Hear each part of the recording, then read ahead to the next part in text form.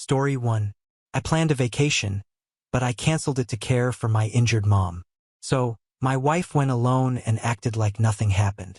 Hey folks, I'm in a very bad situation with my wife right now, and I really need some help or some sort of advice about what to do because I'm totally lost, and I don't want to get carried away by my emotions.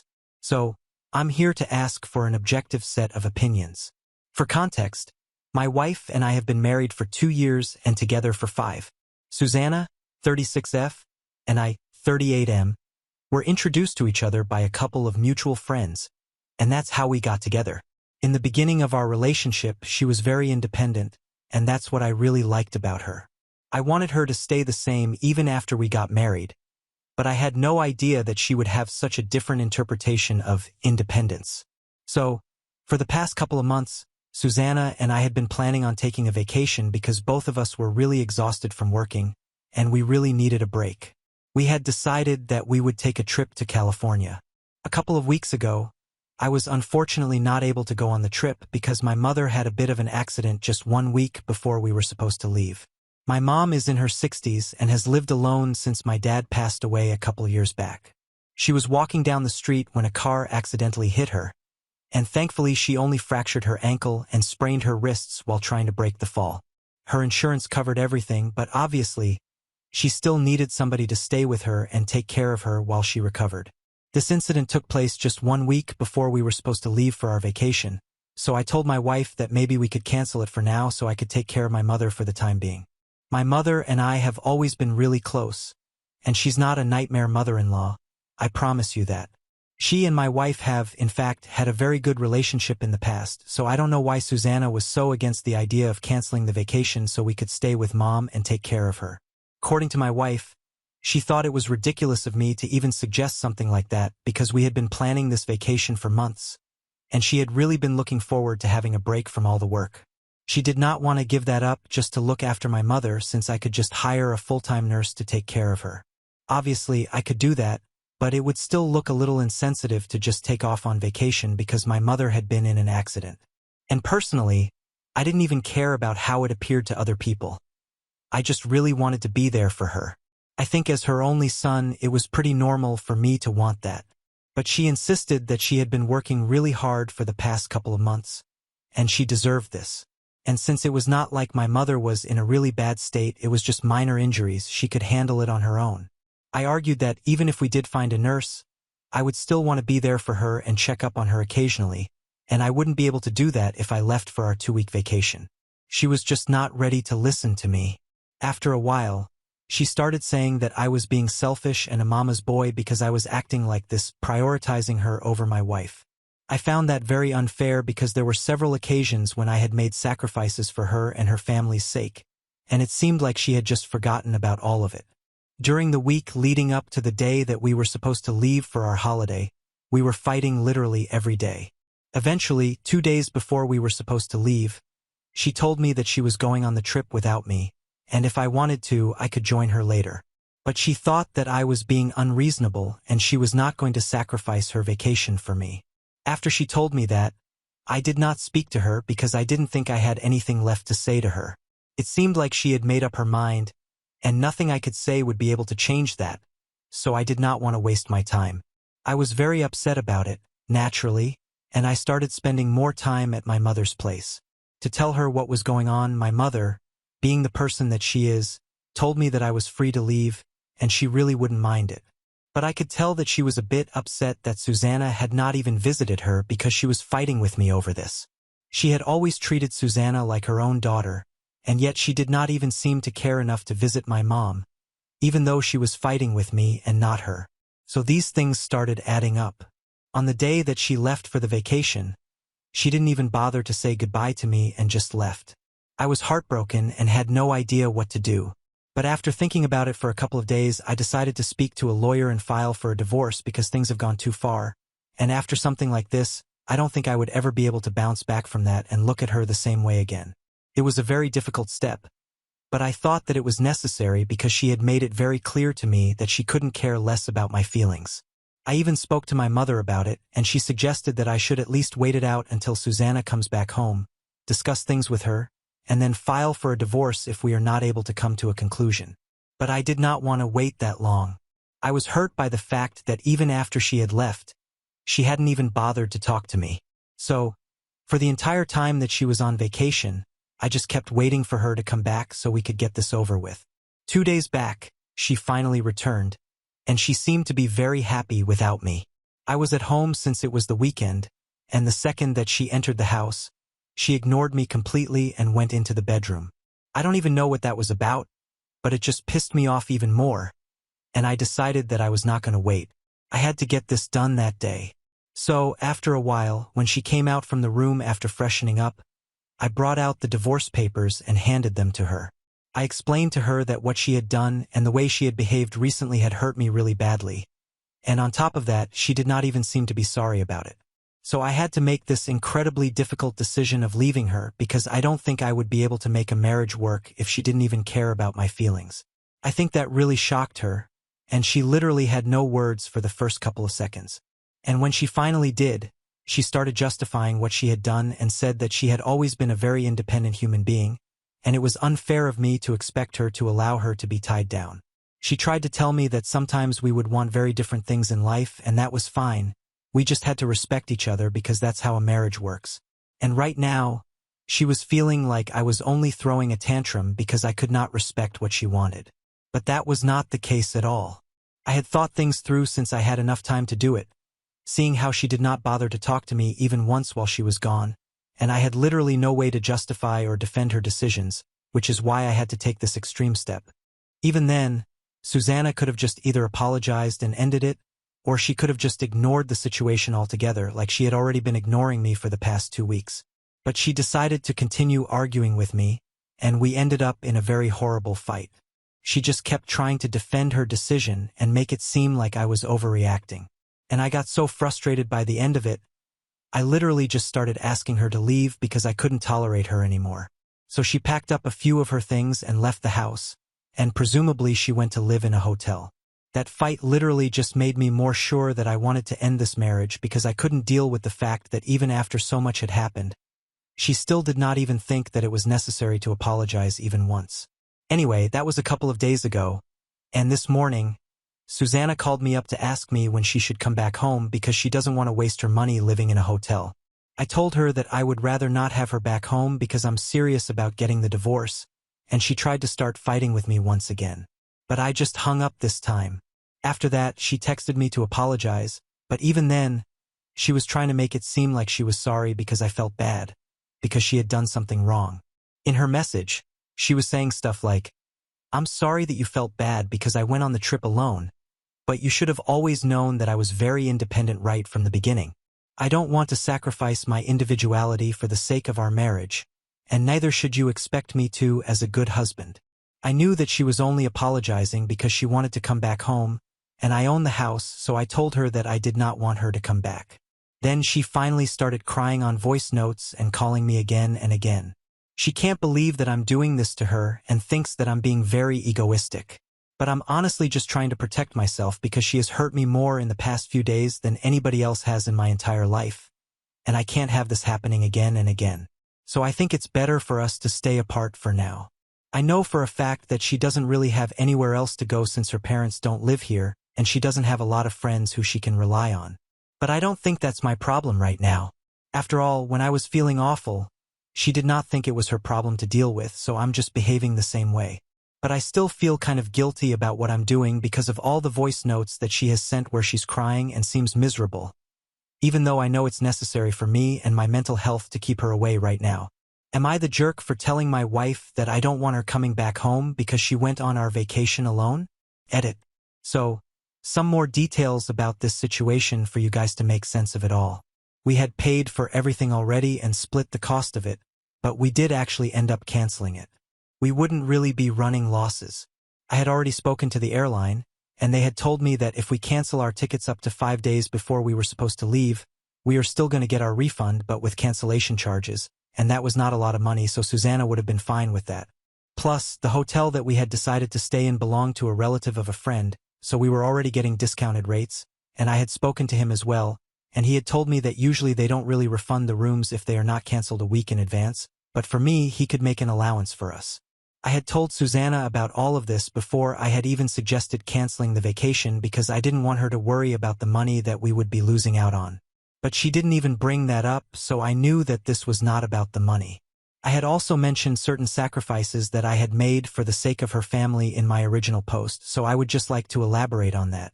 A couple of years ago, I was supposed to attend my cousin's wedding, and she and I were really close. We literally grew up together. But I decided to skip the wedding since my wife was flying out to see her family because her father had gallbladder surgery on the same day. And she didn't even have to ask me to accompany her. I just went along because her family had treated me really well, and I thought that it should be something I needed to do, not just for my wife but also for her family. I don't think I was wrong to expect the same out of her. If I could skip my cousin's wedding to be with her for her dad's surgery, she could surely allow us to cancel our vacation and postpone the trip to some later date so I could be there for my mother, who was pretty old and had just been in an accident. I have always been there for her family, and I have never even thought of myself as a great husband for doing that. I thought it was just my duty. But I'm guessing Susanna does not look at it the same way. I just think it's very unfair, and there is also the fact that she doesn't really seem to be sorry about anything. She just apologized when she realized that she didn't have any other place to go, and living in a hotel would cost a lot of money. It's sad. Update 1. Okay, so unfortunately, the comment section here was not very helpful. Most people were divided. Some people even took the liberty of calling me a mama's boy just like Susanna had, and I would just like to defend myself on that point. If caring about your parents and trying to be there for them when they need you is something to be looked down upon, then I think that some people here need serious help. I had already made it clear in the beginning that it's not like my mother was some nightmare mother-in-law to Susanna, constantly trying to control her or something. I had mentioned that they have had a very good relationship in the past, and my mom has always treated her like her own daughter. So it was natural for me to expect both of us to want to be there for her. And yes, the accident was not a major one, but she was still quite shaken up after that. Let's not forget that my mother is in her late 60s, and even an accident like this can take a really long time to heal because of her age. We have been able to find a full-time nurse, and she has been there with my mom. But for the 2 weeks that my wife was not here, I was visiting my mom every other day after work, and I would stay with her until it was time for me to go back home. It was not for her sake as much as it was for mine, because I already thought that I would have a breakdown if I went back to that empty home and realized that Susanna was not there. Even then, my mother did not have a single bad thing to say about my wife, and instead she kept convincing me to try to talk to her and said that I should think about things from her perspective as well before coming to a conclusion. So you see, my mother is obviously not the villain here like you guys are so desperate to make her out to be. And whereas my mother was trying to get us to reconcile, Susanna could hardly be bothered to reach out to me or even my mom to ask her how she was doing. In her head, my mother was the reason I was fighting with her, and her behavior apparently had nothing to do with it. So she was the one who started villainizing my mother for no reason, just because I wanted to cancel or postpone a vacation so I could be there for her. I think anybody in my situation would have decided to end this marriage because as important as Susanna is to me, I cannot take this kind of disrespect, not to me and definitely not to my family and my feelings. So I have decided to go through with the divorce, and I have also made up my mind that I'm not going to allow her to come back into my house or my life. My feelings were none of her business when she was hurting me, so I think it's fair enough for me to treat her the same way. I have spoken to my mother about this as well, and she has mixed feelings about all of this. On the one hand, she's really grateful to me that she means so much to me because not a lot of people would have sacrificed to stay with their injured mother, but I did, and she was grateful for that. Her nurse would have just taken care of her because it was her job, but me being there with her gave her a sense of emotional support, and she wasn't sure if she would have been able to cope with her situation as well as she did if I had just taken off on my vacation without thinking about her and how alone she would have felt. If she was able to walk and stuff, she would have just filled her time with going out on her own, visiting friends and whatnot. But now that she had to stay confined to her bed, she would have been a lot more bored without me, and she was happy that I had made this decision without even her having to ask me. On the other hand, she was really upset that this had so much drama between Susanna and me because that was really not her intention. She did not want to become a bone of contention between the two of us ever because she herself had not really been blessed with a good mother-in-law when she had been married to my dad, and she wanted to be a better mother-in-law herself. But now she felt like she had failed at that. I had to convince her that this had nothing to do with her and everything to do with Susanna, because I'm pretty sure that even if I myself had been injured, she probably would have had the same reaction. This is not the first time that Susanna has been selfish in our relationship, and I'm just beginning to see that now. There has always been a pattern, and I hadn't even realized it until this incident took place and opened my eyes to everything in the past. Also, there have been several instances of her being incredibly selfish and always expecting me to make all the sacrifices. As I had mentioned, I had skipped my cousin's wedding to be there for her when her father was in surgery. But just 3 weeks after that, when I asked her to visit my cousin with me so we could at least give her the wedding gifts in person, she refused to accompany me because she thought that since my cousin did not have an issue with us not attending, it was not necessary for her to go out of her way to visit her, and I could just go on my own. Then there was another incident just a couple of months ago when I'd been thinking out loud, and I had asked Susanna if she thought it would be a good idea for me to quit my job and start my own business by the end of this year. I had been thinking about it for a really long time, but this was the first time that I decided to say it out loud. Not only did she get mad at my suggestion, but she gave me the cold shoulder and acted very distantly for the next couple of days until I told her that this was just an idea that I was throwing around, and I hadn't decided on anything just yet. But from her reaction, I had already judged that she did not think it was a good idea to quit my job, and I decided to respect that. Even though she could have put it in a polite way, she chose to act like I had committed a sin by even suggesting something like this. Her explanation for her behavior was that she has been working really hard as well, and to think that I would even consider quitting my job and starting something of my own, knowing the risk it carries, was not something she was on board with, and that's why she might have overreacted because she really wanted us to save money for our future so we could retire quickly. And that's why I decided to put off starting my own business because she wanted to save money. But then, within a couple of weeks, she started telling me that she really wanted a vacation because she needed a break from work. And then when I reminded her that she herself had said that she didn't think it was a good idea for us to spend too much money, she started going on and on about how this was different. It might have been a totally different situation, but in the past, I can only think about me making sacrifices for the sake of our marriage. She always just makes demands and gets away with it, and when she doesn't get her way, she still tries to put it on me and make me feel bad about everything. But I'm sorry, it can no longer go on like this, and I think I really need to put my foot down at this point, so I think I'm doing the right thing by getting divorced. She keeps texting me and sending me voice notes again and again, and I haven't blocked her yet, but I have muted notifications so that I'm not tempted to read what she sent and allow that to get to me because I'm still pretty vulnerable, and I know that it'll be very easy for her to manipulate me, so I don't even want to see her right now. She has a couple of weeks to respond to the divorce petition, so let's see where that goes. Update 2. So, Susanna finally responded to my petition today after almost 3 weeks since my last update. She is not contesting the divorce, which is not surprising because she hasn't bothered to text me for the past 2 weeks. I checked. What is surprising is the fact that she has a lot of demands, and I was not expecting them because all throughout our marriage she has always insisted that she's a very independent woman, but I don't see the independence here right now. First and foremost, she is demanding a ridiculous amount as a settlement, and she's also demanding alimony, which doesn't make sense to me because we have the same kind of income. So I don't understand why she thinks she would be entitled to alimony.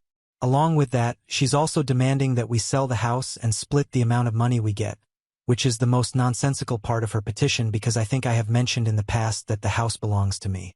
Earlier, it used to belong to my uncle, but he left it to me in his will, so I've been living here for a really long time, since before I even met Susanna. She has absolutely no claims on this house, and that's what really pissed me off because she knows about all of this.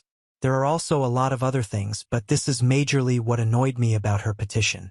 I had half a mind to contact her and ask her what she was playing at, but my lawyer advised me against it because that would probably just give her leverage against me, and she definitely desperately needs that right now because I have spoken to a lot of my friends about this, and most of them are on my side here. I have also discussed the petition with my mother, and she is very disappointed by how the situation with Susanna has turned out to be. Truth be told, I feel the same way because in the past I would have said that she was selfish, but I never really thought that she was capable of being so greedy. I don't really want to use that term, but I think she's being a bit of a gold digger right now because I don't think it's fair for her to demand so much in her petition. It's not like I ever treated her badly, and we could just end this marriage without turning it into something ugly, but I don't think she's on board for that. Ultimately, we are going to have to fight it out in mediation, and I'm just hoping that we are able to come to terms that are agreeable for both of us, because this petition right now is not something that I agree with, and I'm going to make sure that I don't have to do any of this because it's simply not fair. Update 3. Hey, so I've been really busy for the past couple of months, which is why there have been no updates. But finally, I have a bit of free time right now, so I will fill you guys in real quick. The divorce proceedings are still ongoing, but the tide is in my favor, so it's all good. I've been able to get my soon-to-be ex-wife, Susanna, to agree to most of my terms and bring her on the same page. But she is still holding out on the house. That is not something that I'm worried about, to be honest. The house belongs to me. I decide what happens with it, and I think it will be resolved by the next session. But for now, I'm just celebrating the fact that soon enough I will be done with all of this. My mom is also a lot better now and can move around. I'm having a physiotherapist take a look at her and help her out every weekend with some light exercise so she can be back on her feet soon enough. And last month, I also quit my job, and I will be starting my new business in a couple of weeks. It was in the works for quite some time because I needed something to keep me occupied during the initial stages of my divorce, since I was pretty torn up about it. So I started working on my business model, and I spoke to a couple of my friends who were interested, and they came on board as partners. We also got our family members to invest, and soon enough we will be in business. I'm really excited about it because I think it's the perfect time for a fresh start. Susanna and I have not spoken to each other in person since the mediation session started, and we only talk to each other through our lawyers. Personally, I'm more than fine with it. She has tried to reach out several times, but I'm really not interested at this point. I don't even care if what happened in the past was right or wrong or whatever. I just want to move on with my life now. I have a business in the works, my family is there for me, and so are my friends, and that's really all that one needs to be happy in life. Of course, I do wish that there was some way that things could have worked out with Susanna, since I really did love her, and I guess I still do somewhere deep down. But love is obviously not enough to make a marriage work. It takes hard work and sacrifice, and it can't be just a one-way street. But I have made my peace with the situation now, and from this point onwards, I'm just going to think about the future and not live in the past anymore. Now on to the next story. Story 2. Before we start, if you're enjoying this video so far, please consider liking and subscribing to the channel. Now let's continue. My husband abandoned me on the road after he received an emergency call from his ex, while I was in pain, and told me to figure it out. Now his daughter's decision made him lose everything. 3 days back, I, 41F, had a bit of an accident and hurt my wrist. It's nothing serious. It's just a sprain. But at the time when it happened, I was in a lot of pain. When it happened, only my husband Michael, 45M, and I were at home, and I asked him to take me to the nearby ER so I could get this checked out because I had thought I had fractured my wrist somehow. Initially, he was very skeptical and unwilling to take me to the ER and kept telling me that it was going to be fine if I just put some ice on it. But I didn't want to take any risks, so I convinced him to drive me. Halfway through the ride, he received a call from his ex-partner and literally asked me to get out of the car because he had an emergency that he needed to deal with. We were just a couple of minutes away from the ER, so I tried to convince him to at least drop me there before he left, but he refused and kicked me out, telling me to figure it out for myself because he had an emergency. I was in a lot of pain, but somehow I walked to the ER myself, and it was a 15-minute walk, whereas by car it would have only taken me a couple of minutes. When I got there, I was hot and sweaty because of the heat, and the pain also felt worse. Anyway, while I was waiting, I called my stepdaughter April and explained the situation to her. And within 20 minutes, she showed up and she was the one who drove me home. April, 22F, is Michael's daughter with his ex. Let's call her Eva, 44F. But she and I are very close, and she calls me Mom. I've pretty much raised her since she was 7 years old because Michael and Eva broke up when she was 4, and they don't really have that strong of a bond. So April was obviously very upset that her father had just kicked me out of the car when I was injured and then left me to walk to the ER, especially when I was in so much pain. Even when we found out that it was just a sprain, she told me that it was still no excuse for her father to have treated me that way, and she was very upset with him. I didn't bother to defend him because I was pretty upset with him as well. When we got home, my hand was in a splint, and I would have to wear it for 3 to 4 weeks. So I don't think that's nothing, like Michael had been claiming, and I think I did the right thing by getting myself to the ER. After we got home, April stayed with me and helped me out with everything, but I could tell that there was something bothering her. Then, in the evening when Michael finally came back home, she sat all of us down and said some things that have caused a lot of problems. But even then, I'm proud of her for taking a stand for me. She got me, Michael, and our twin daughters, 15F, to sit in the living room, and then she made an announcement saying that she had recently been contacted by her great-uncle's lawyer, and apparently the man had left her a pretty significant inheritance. For context, her great-uncle is on Michael's side of the family, and April was very close to him since they had a lot of common interests. He passed away recently, and it's not surprising that he left so much money to April because he was quite well off, and his own wife and kids had unfortunately passed away in an accident a long time ago. So we had expected him to leave something to April, but we had no idea that he would leave her so much. We were happy for her, and I was about to congratulate her, but she had more to say, and then came the controversial bit where she announced that she had been thinking about splitting her inheritance with her parents. That's me and Michael. But after what had happened today and the way Michael had been behaving for the past couple of weeks, she had decided that it would be better for her to split the inheritance with me instead because right now she didn't think that her father was treating any of us right. And of course, she wasn't exactly wrong. Eva had recently moved back here a couple of months ago, and initially, she and Michael had started reconnecting as friends because she intended on spending more time with April, and she believed that Michael could get it to happen because he was closer to her, and April wasn't really interested in meeting her biological mother that often because, like I said, they don't have a strong relationship, and that's mainly because of Eva and her work. Eva and Michael had broken up because she had to move away for work, and they couldn't do long distance. After that, her relationship with her daughter also started deteriorating.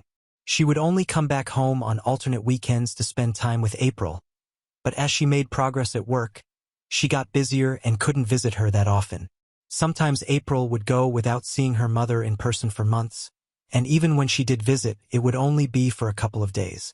Initially, she used to resent her mom for not being there for her, but then Michael and I got together, and I was so nice to her that in her head she pretty much started replacing her mom with me, and it worked out well for all of us because I really love April like one of my own daughters, and she treats me like her mom.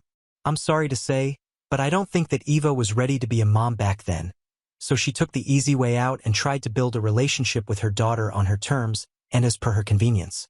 That didn't work out well for her, and now they hardly have a relationship. Now that Eva has returned, she tried to build a relationship with April again, but she shut it down pretty quickly because now that she's an adult, she's already set in her ways, and I don't think anyone can blame her. When she had the time and opportunity, Eva decided to prioritize her work and her life over her daughter, so this is not exactly unexpected now. So that's why she had to start speaking to Michael, trying to get him to repair the relationship between her and April and basically just acting like a mediator. That's how it at least started, from what I know. But recently, he has pretty much shifted his entire attention from his family to Eva, and it's not like we haven't discussed this already. I don't like his increasing closeness with her, and I'm not a generally insecure person, but it's gone to an extent where this is getting on my nerves. Both of them are in the same line of work, and they are thinking about starting a business together, and he has reassured me time and again that they are interacting strictly in a business and platonic capacity. But even then, the fact that he goes over to his ex's place at least twice a week doesn't sit right with me, and we've been bickering about it a lot. And then what happened when I was on my way to the hospital? I can't seem to move on from that. So when April announced that she would be splitting the inheritance with me and her father would have to stay out of it, all of us were a bit awkward about it, but Michael instantly got to his feet and started accusing me of manipulating his daughter against him and her mother. He didn't even say anything to April, who had actually made the announcement and that decision on her own. He straight up just started attacking me and told me that I needed to stop overreacting and getting insecure about every little thing. Michael was screaming in my face about how he had to leave only because he had some business emergency that he had to deal with, and Eva had called him about a potential investor, which is why he had to leave, and I needed to stop being a drama queen because he was sure that my injury wasn't even as bad as I was making it out to be. He said that he knew that I was only shedding crocodile tears to make his daughter feel bad for me and manipulate her into taking my side by making him out to be the villain. Until then, I was just dumbfounded. But then when he said that I had already replaced April's mother in her life, but I couldn't replace him even if I tried, that's when I finally lost it. I started fighting back and gave him a piece of my mind. I told him that he was the one acting irresponsible and crazy here, and if he thought that I was overreacting because he would spend half the week at his ex's place, then maybe there was something wrong with him because anybody in my place would have already left him. So if anything, I was underreacting because I trusted him, but now I don't think he deserves to be trusted anymore. Clearly, his priorities had changed, and me and his family don't matter to him anymore. It's all about Eva all of a sudden, and all these meetings that they were having, it didn't even matter whether they discussed business or April or whether they were just having an affair behind my back because now I was done. At first, I hadn't been suspicious because I thought that he wouldn't jeopardize 12 years of marriage for his ex. But now I wasn't so sure of that anymore. He got even more agitated when I implied that he might have been cheating on me, and the fight just got worse to the point where we were just cursing at each other, and April had to intervene and separate us so we could both calm down. After our fight, Michael walked out and didn't come back home until late at night. Even then, he just packed a couple of things from our bedroom and left without a word to me, but told April that he was going to be staying with a friend for a couple of days. Now 3 days have passed, and I feel terrible about the fight. Even April hasn't been able to go back to her apartment and has had to work from home for the past 3 days because if she leaves, I'll be completely on my own until the twins come back home. And it won't be until the evening because they have their co-curricular activities after school. She hasn't complained about it and seems happy to be here with me. But even then, I feel like she's having to give up her privacy so she can be here for me, and it shouldn't be her responsibility. It should be Michael's responsibility to help me out right now. But he's not even here. I feel really guilty for even creating the situation, and I feel like if I had just kept my cool the other day, then we would have been able to sort the situation out without having everything get so out of control. April has told me several times that I shouldn't blame myself for any of this because if anything, it's her father who created this situation, and I've already been dealing with him with a lot more patience and level-headedness than most people. But even then, I feel like this is all my fault for getting into a fight with my husband because he's been keeping in touch with his ex lately. Edit. Okay. A couple of things that I think I have to address. First, I'm not shaming Eva for choosing her career over anything. In fact, I didn't even think that I was shaming her. I just thought that I was pointing out the facts. Eva did not choose her daughter. That's just a fact, and it's not my fault that April has a better relationship with me than her. I put in the time, I put in the effort, and she didn't. That's just how it works. She didn't try to be there for her daughter when she was younger during her formative years, but I was there, and now as an adult she can try to build a relationship with her, but if April doesn't want it, then I don't think she can force it on her, even with Michael's help. So I really don't know what they have been meeting about so frequently since the business idea only occurred to them a couple of weeks ago, and they've been working on it since then. But before that, they apparently only met to discuss April. Secondly, I'm not a complete fool like a lot of you seem to think. I know that there might have been something going on with Michael and Eva. I haven't completely ruled that possibility out, but it's just that it hurts me so much to even think about it that I didn't speak about it too much on my post, and I have been actively trying not to think about it in my life. So I'm not clueless. I know that he might be having an affair, but I've just been trying to look the other way so far because it hurts me too much to think about it. It's obviously not the most healthy way to deal with it, but what else could I do? It's not like I had any hard evidence. It's just my suspicions and insecurity.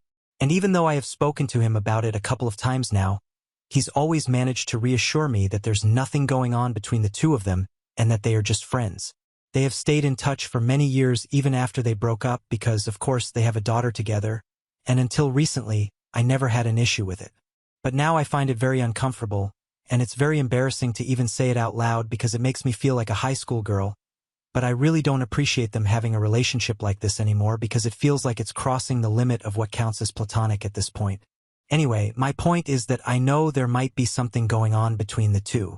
I just haven't been able to acknowledge it so far, but now I guess I have to. Update 1. So I spoke to April about whatever I was feeling. First off, I apologized for putting her through so much trouble because it's been a week since Michael walked out, and she's been staying with me. She's been a great help because I can hardly do anything with my sprained wrist since it's the right hand that's been affected. So she's been helping me out with the chores that I can't do, and she's also been working from home like I said. I know it must be very stressful for her because even though I've had to switch to working from home too, at least I don't have to worry about the household work anymore, and it's all thanks to her. I told her that I had been feeling really guilty about all of this because it was really not her responsibility since Michael should be the one here helping me out right now.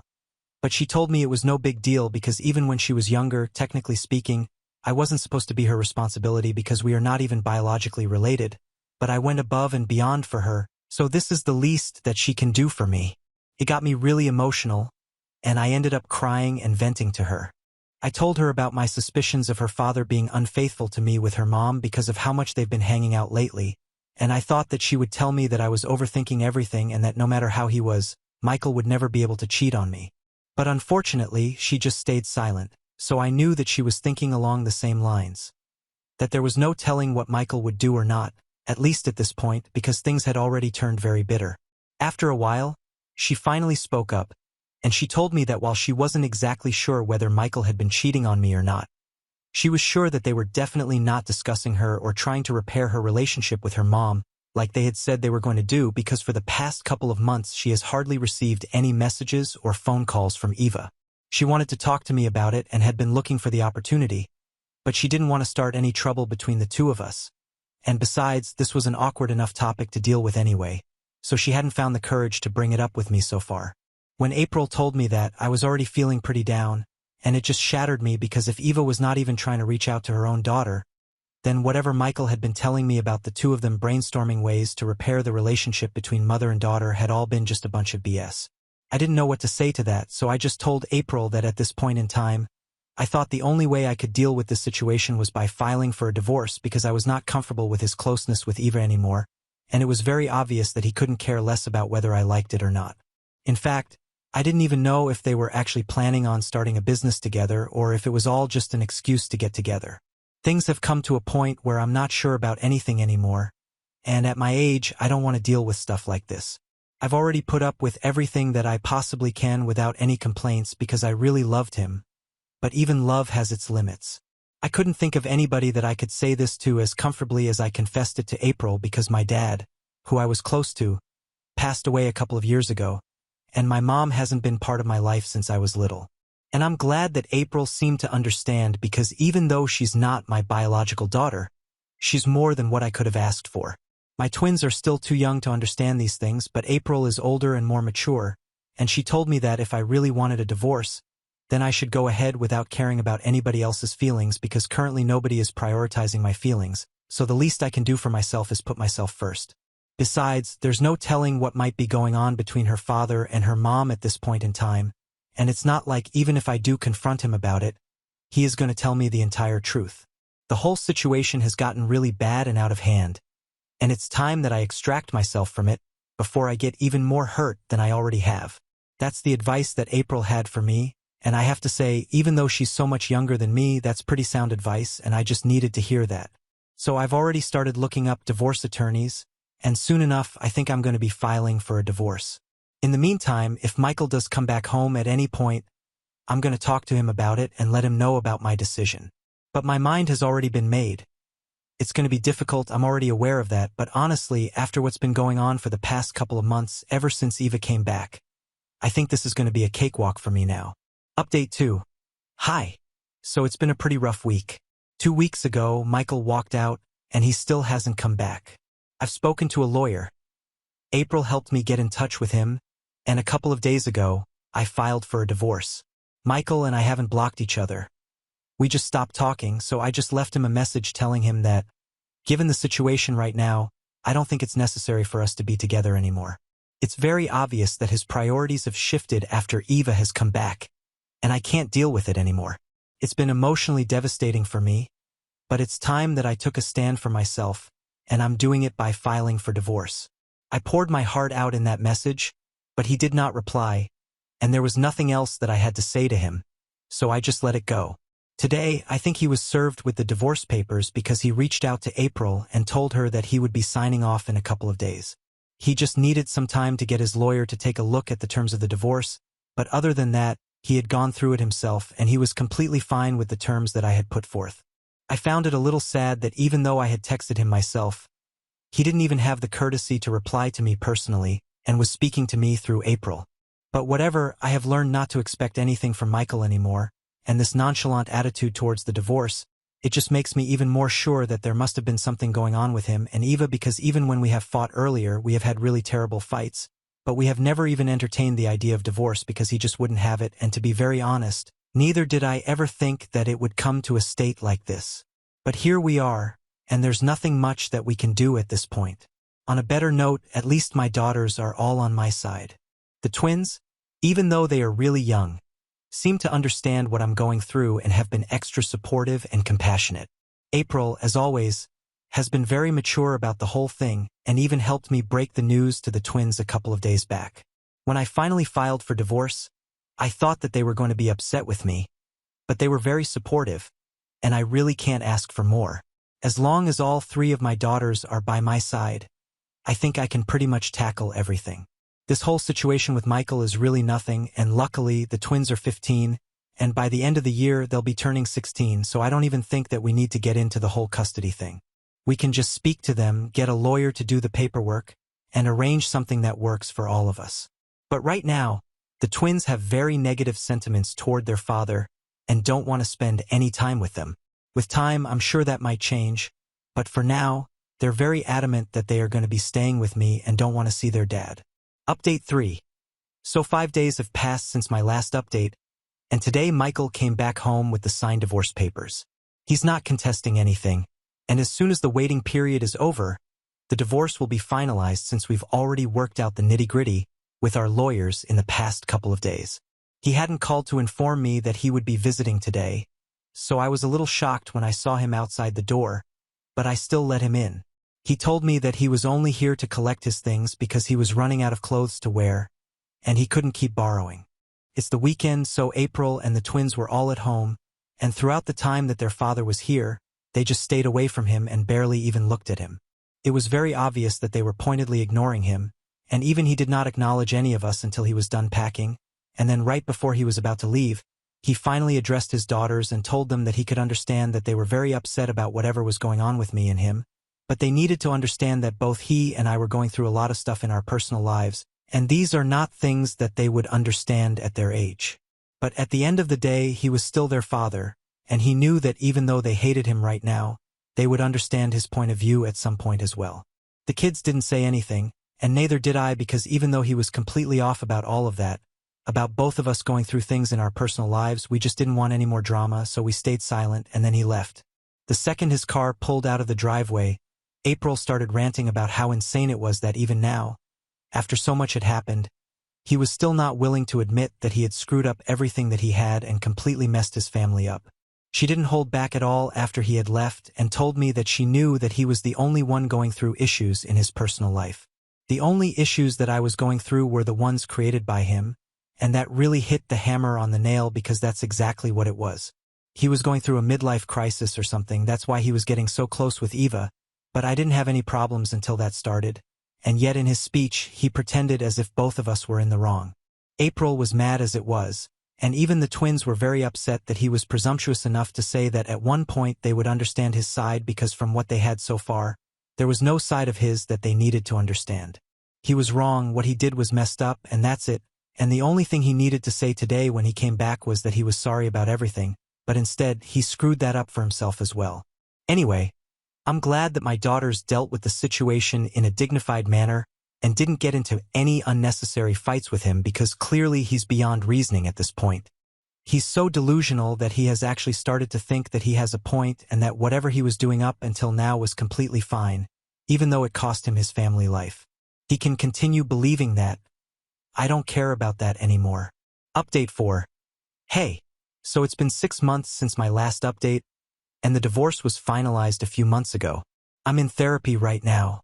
I didn't really think it was going to do me any good, but April talked me into going for it, and I've got to say it's actually been going pretty well.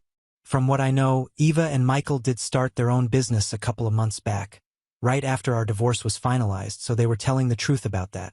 But I'm also pretty sure that they are hooking up right now. I don't know why, but I just have this feeling that they are.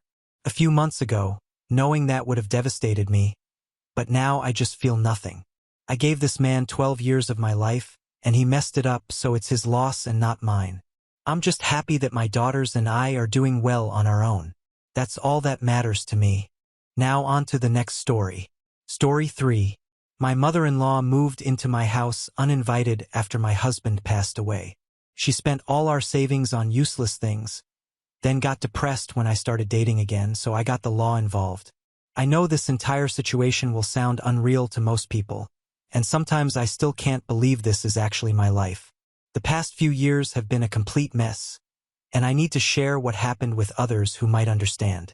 My therapist suggested writing about it might help process everything, but finding the right words to explain this complicated situation isn't easy.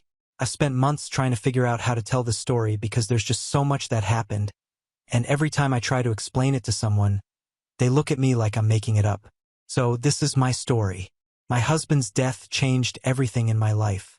I was only 27 years old when it happened, and suddenly I had to figure out how to be a single parent to our 8-month-old son. The relationship with my mother-in-law became impossible after that. She started blaming me for his death immediately after the funeral, and that blame never stopped. Before his death, we actually had a decent relationship. We went shopping together, had family dinners every Sunday, and she even helped me decorate the nursery when I was pregnant. But after losing her son, she became a completely different person. The woman who once brought me soup when I had morning sickness now couldn't even look at me without showing pure hatred. The accident happened when we were driving home from my best friend's birthday party. We were talking about how my husband had embarrassed himself trying to dance to some song, and he was pretending to be offended by my teasing. I remember that moment so clearly because it was the last time I heard him laugh. A drunk driver ran a red light and hit us directly on the driver's side. The impact was so severe that I lost consciousness immediately. When I woke up in the hospital, I had a massive wound in my stomach from where a piece of the car door had pierced through me. The doctors told me I was lucky because it missed all my vital organs, but I didn't feel lucky at all. I spent 3 weeks in that hospital room, connected to various machines and dealing with multiple surgeries. The drunk driver only had a broken arm and some bruises. I kept thinking about how I was the one who convinced my husband to go to that party. He wanted to stay home because he had an early meeting the next day, but I insisted we should go because my friend would be disappointed if we missed it. The fact that I survived while he didn't felt like some cruel joke, especially since I was the reason we were even on that road that night. The relationship between me and my mother-in-law became more hostile as time went on. I understood that her grief over losing her eldest son was overwhelming. He wasn't just her child, but also the one who helped support their family financially since she stopped working years ago. Her younger daughter was studying, and another son was working in California, and her husband was a retired mechanic, so my husband often stepped in to help with her bills. I tried to be patient with her behavior because I knew how much she depended on him, but everything got significantly worse after we met with a lawyer about the will. My husband had written his will just after our son was born, and he left all his assets to me and the baby. This included our newly purchased house, which we had saved for years to buy, his car that he absolutely loved, and the savings account we had built together since we got married. He was always very careful with money and insisted on having life insurance and everything properly documented in case something happened to either of us. When we signed the papers for the will, he told me it was just a precaution since we had a child now, but he never mentioned anything about his family's reaction to his decisions. My mother-in-law's response to the will reading was aggressive and immediate. She started spreading rumors in our extended family about how I manipulated her son and turned him against them. According to her, I had been planning this from the beginning, marrying him for his money and then somehow convincing him to cut his family out of his will. She told everyone who would listen that I forged the will documents, even though there were witnesses and a notary present when it was signed. The worst part was when she started telling people that I had been slowly poisoning him against his family throughout our marriage, making up stories about fights and arguments that never happened.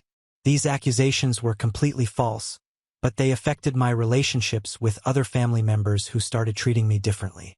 Even some of my husband's cousins, who used to be friendly, stopped talking to me, believing her version of events. I wanted to avoid any more conflict with my mother-in-law and her family, so I tried to compromise by giving them access to the savings account my husband left. The money wasn't a huge amount since we had recently bought our house, but I thought sharing it would show them I wasn't the greedy person they believed I was. My husband and I had been saving that money for years, putting aside portions of our salaries each month and cutting back on unnecessary expenses. We had plans to use it for our son's future education and maybe some home improvements, but I convinced myself that helping his family was more important at the moment. The decision to share the money turned out to be a massive mistake. My mother-in-law and the rest of the family spent almost all of it within 3 months. They used the money for expensive purchases like a new TV, furniture for their apartment, and even a vacation to visit some relatives in Florida. None of this spending benefited me or my son, and they never consulted me about any of these purchases. I discovered what happened when I tried to pay our property taxes and found the account nearly empty. This left me in a terrible financial situation. I had a mortgage to pay, utility bills piling up, and a baby who needed diapers and formula. I started using my credit cards for basic expenses because I had no other choice. I couldn't ask my own family for help with this situation. My parents were already struggling financially with 3 teenagers still living at home. My youngest sister was about to start college, and my brother needed braces. As the oldest child, I always felt responsible for helping them rather than adding to their burdens. Every time they called to check on me, I pretended everything was fine.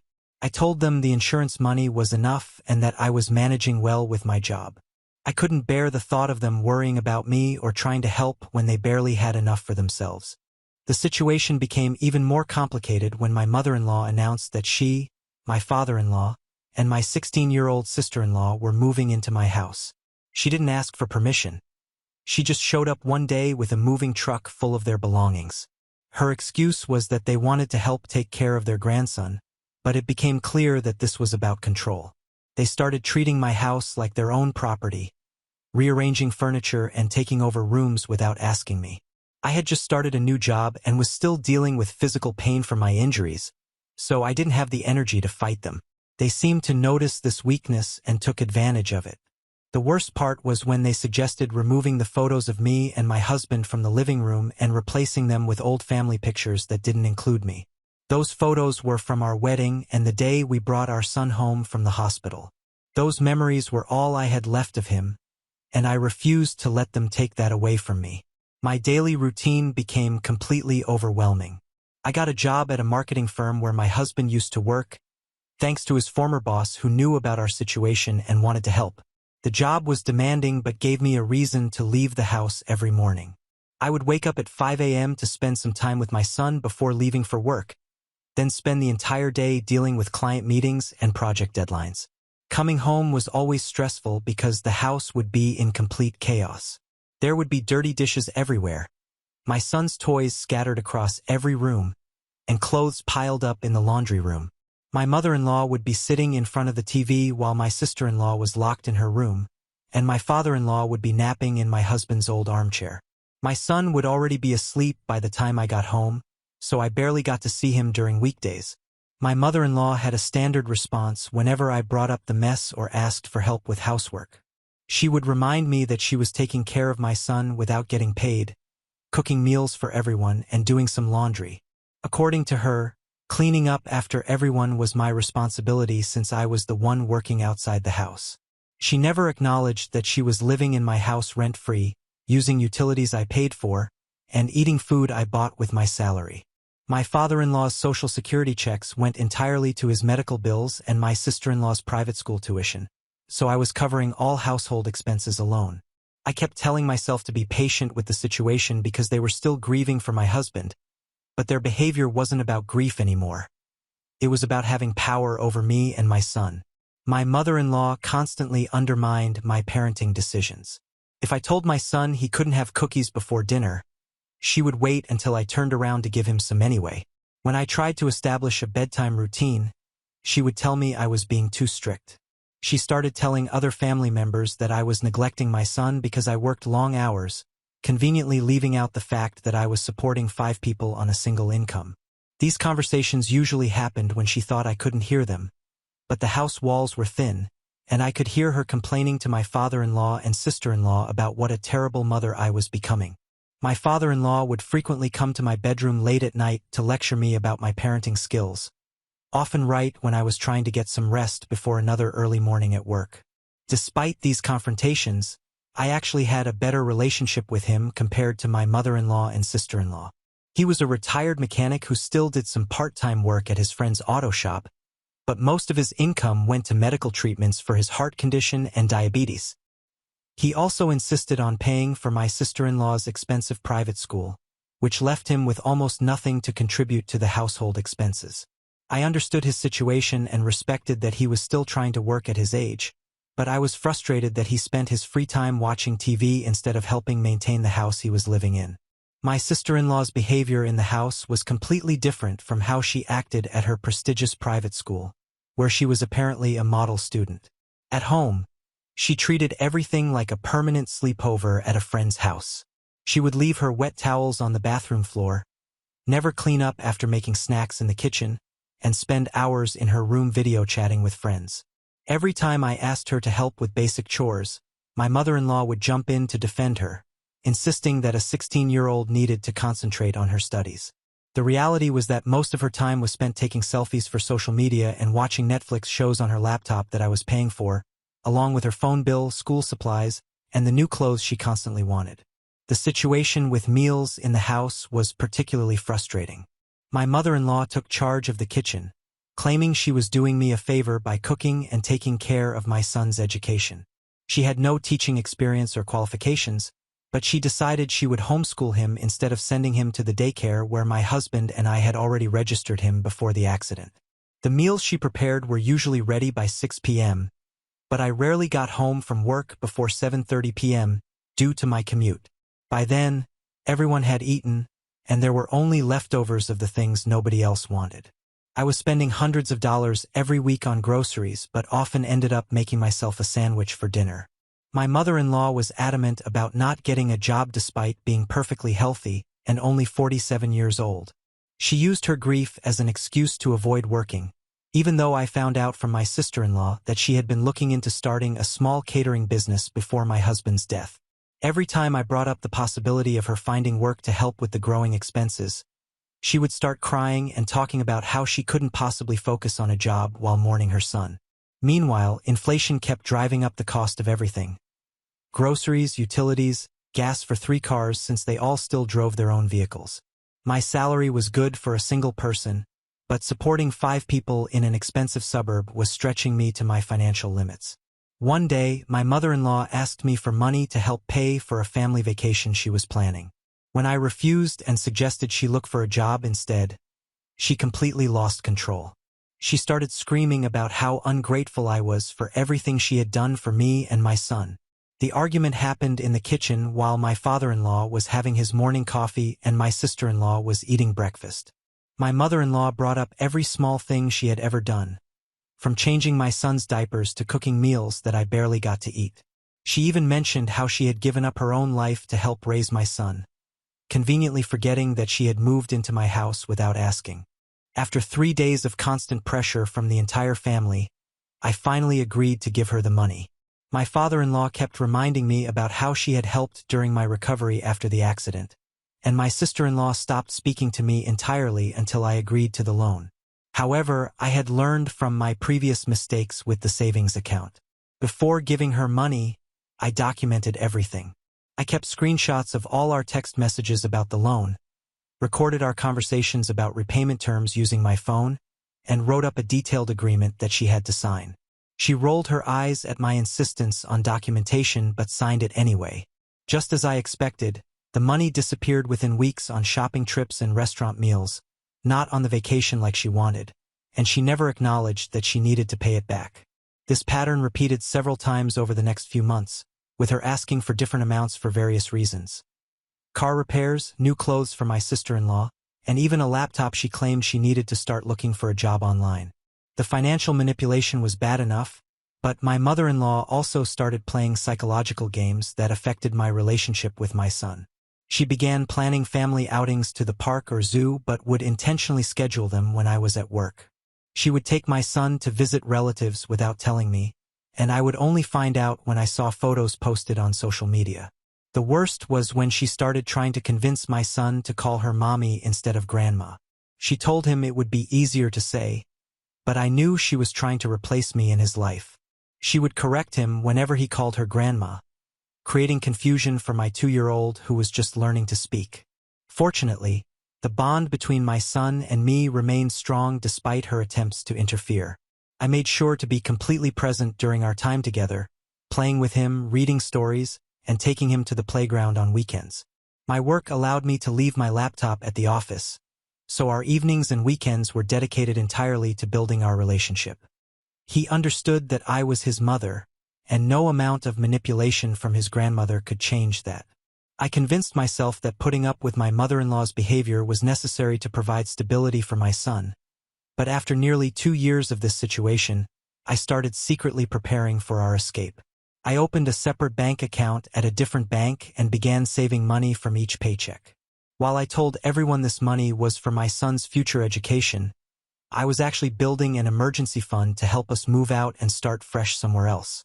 The guilt I initially felt about my husband's death had been replaced by determination to protect myself and my son from his family's toxic behavior. Everything in my life started to change when Gary joined our marketing team at work. He transferred from the company's Seattle office and was assigned to work on projects with me. Unlike other people who treated me differently after learning about my situation, Gary saw me as a complete person, not just a tragic story. He had gone through his own difficult experiences, losing his sister to cancer a few years ago, so he understood grief without letting it define someone. We started having lunch together, and he would make me laugh with stories about his terrible attempts at cooking or his ongoing feud with his neighbor's cat. For the first time since my husband's death, I felt like myself again, not just a widow or a single mother dealing with a difficult family situation. I kept my relationship with Gary completely private for several months, not telling anyone except my best friend who lived in another state. I knew my mother-in-law would find a way to use any information about my personal life against me, so I was extremely careful. Even my parents didn't know about him because they sometimes talked to my mother-in-law on the phone about my son. The secrecy was necessary because every time something good happened in my life, from getting a promotion at work to making new friends, my mother-in-law would find a way to criticize it or create problems. However, during one evening when my sister-in-law was sitting in the living room, I accidentally mentioned Gary's name while talking about a work project. She seemed completely absorbed in her phone at the time, looking at TikTok videos with her headphones on, so I didn't think she was paying attention to my conversation. I completely underestimated how quickly information traveled in our house. My sister-in-law told her mother about Gary that same night, probably during one of their late-night conversations in the kitchen when they thought I was sleeping. My mother-in-law spent the next day gathering information from my sister-in-law's social media connections at work, since one of her school friends had an older sister who worked in our office building. By the time she confronted me, she knew not only about Gary but also about the lunches we had together. My mother-in-law waited until I was making dinner to confront me about Gary.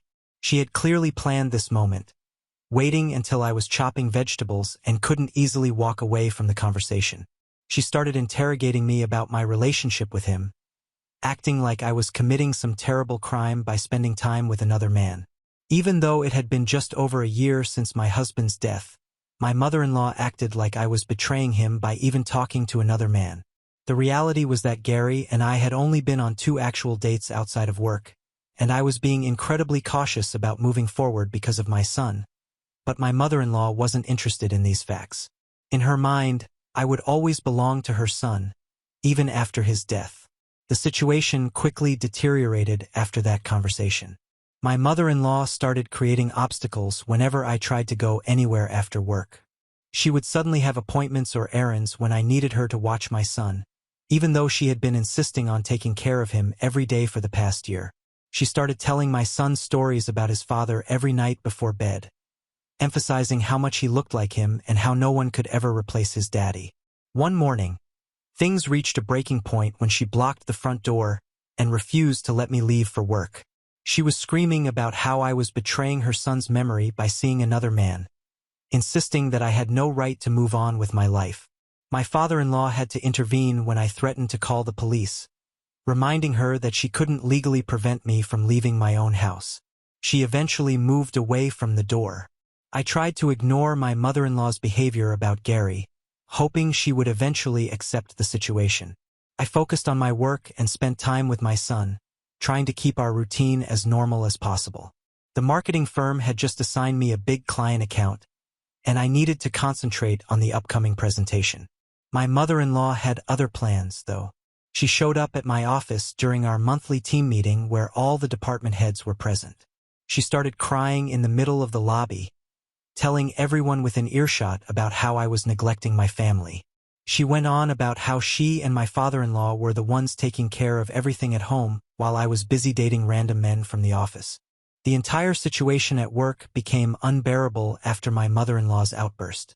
Gary was sitting next to me during the presentation when she burst in, and I could see the mix of shock and concern on his face. My coworkers, who had spent months building professional relationships with, watched as my mother-in-law called me an unfit mother in front of everyone. My boss called me into his office that afternoon and gave me a formal warning about keeping my personal life separate from work. He mentioned that some of our clients had witnessed the scene and it reflected poorly on the company. The warning meant I could lose my job if anything similar happened again. This incident was different from all her previous actions. It threatened my ability to provide for my son. The next morning, I started going through my emails and text messages from the past year. I had screenshots of every conversation where my mother-in-law had asked to borrow money, always with promises of paying it back soon.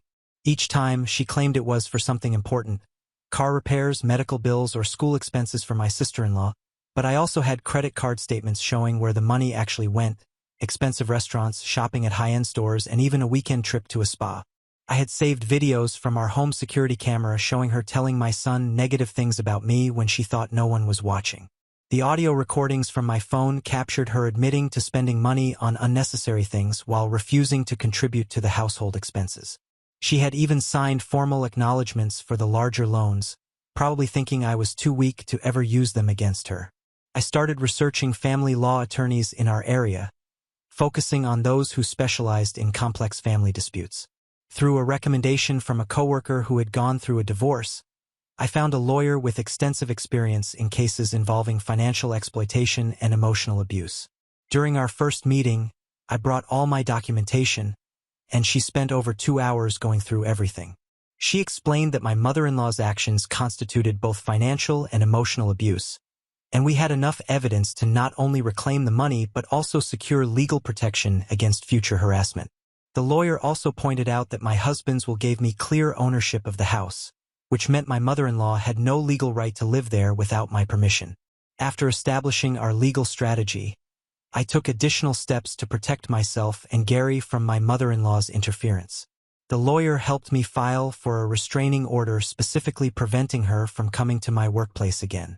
This was crucial because my job was our only source of income, and I couldn't risk losing it. We also drafted a formal cease and desist letter that outlined all her harassing behaviors and made it clear that any further attempts to interfere with my life or relationship with Gary would result in immediate legal action.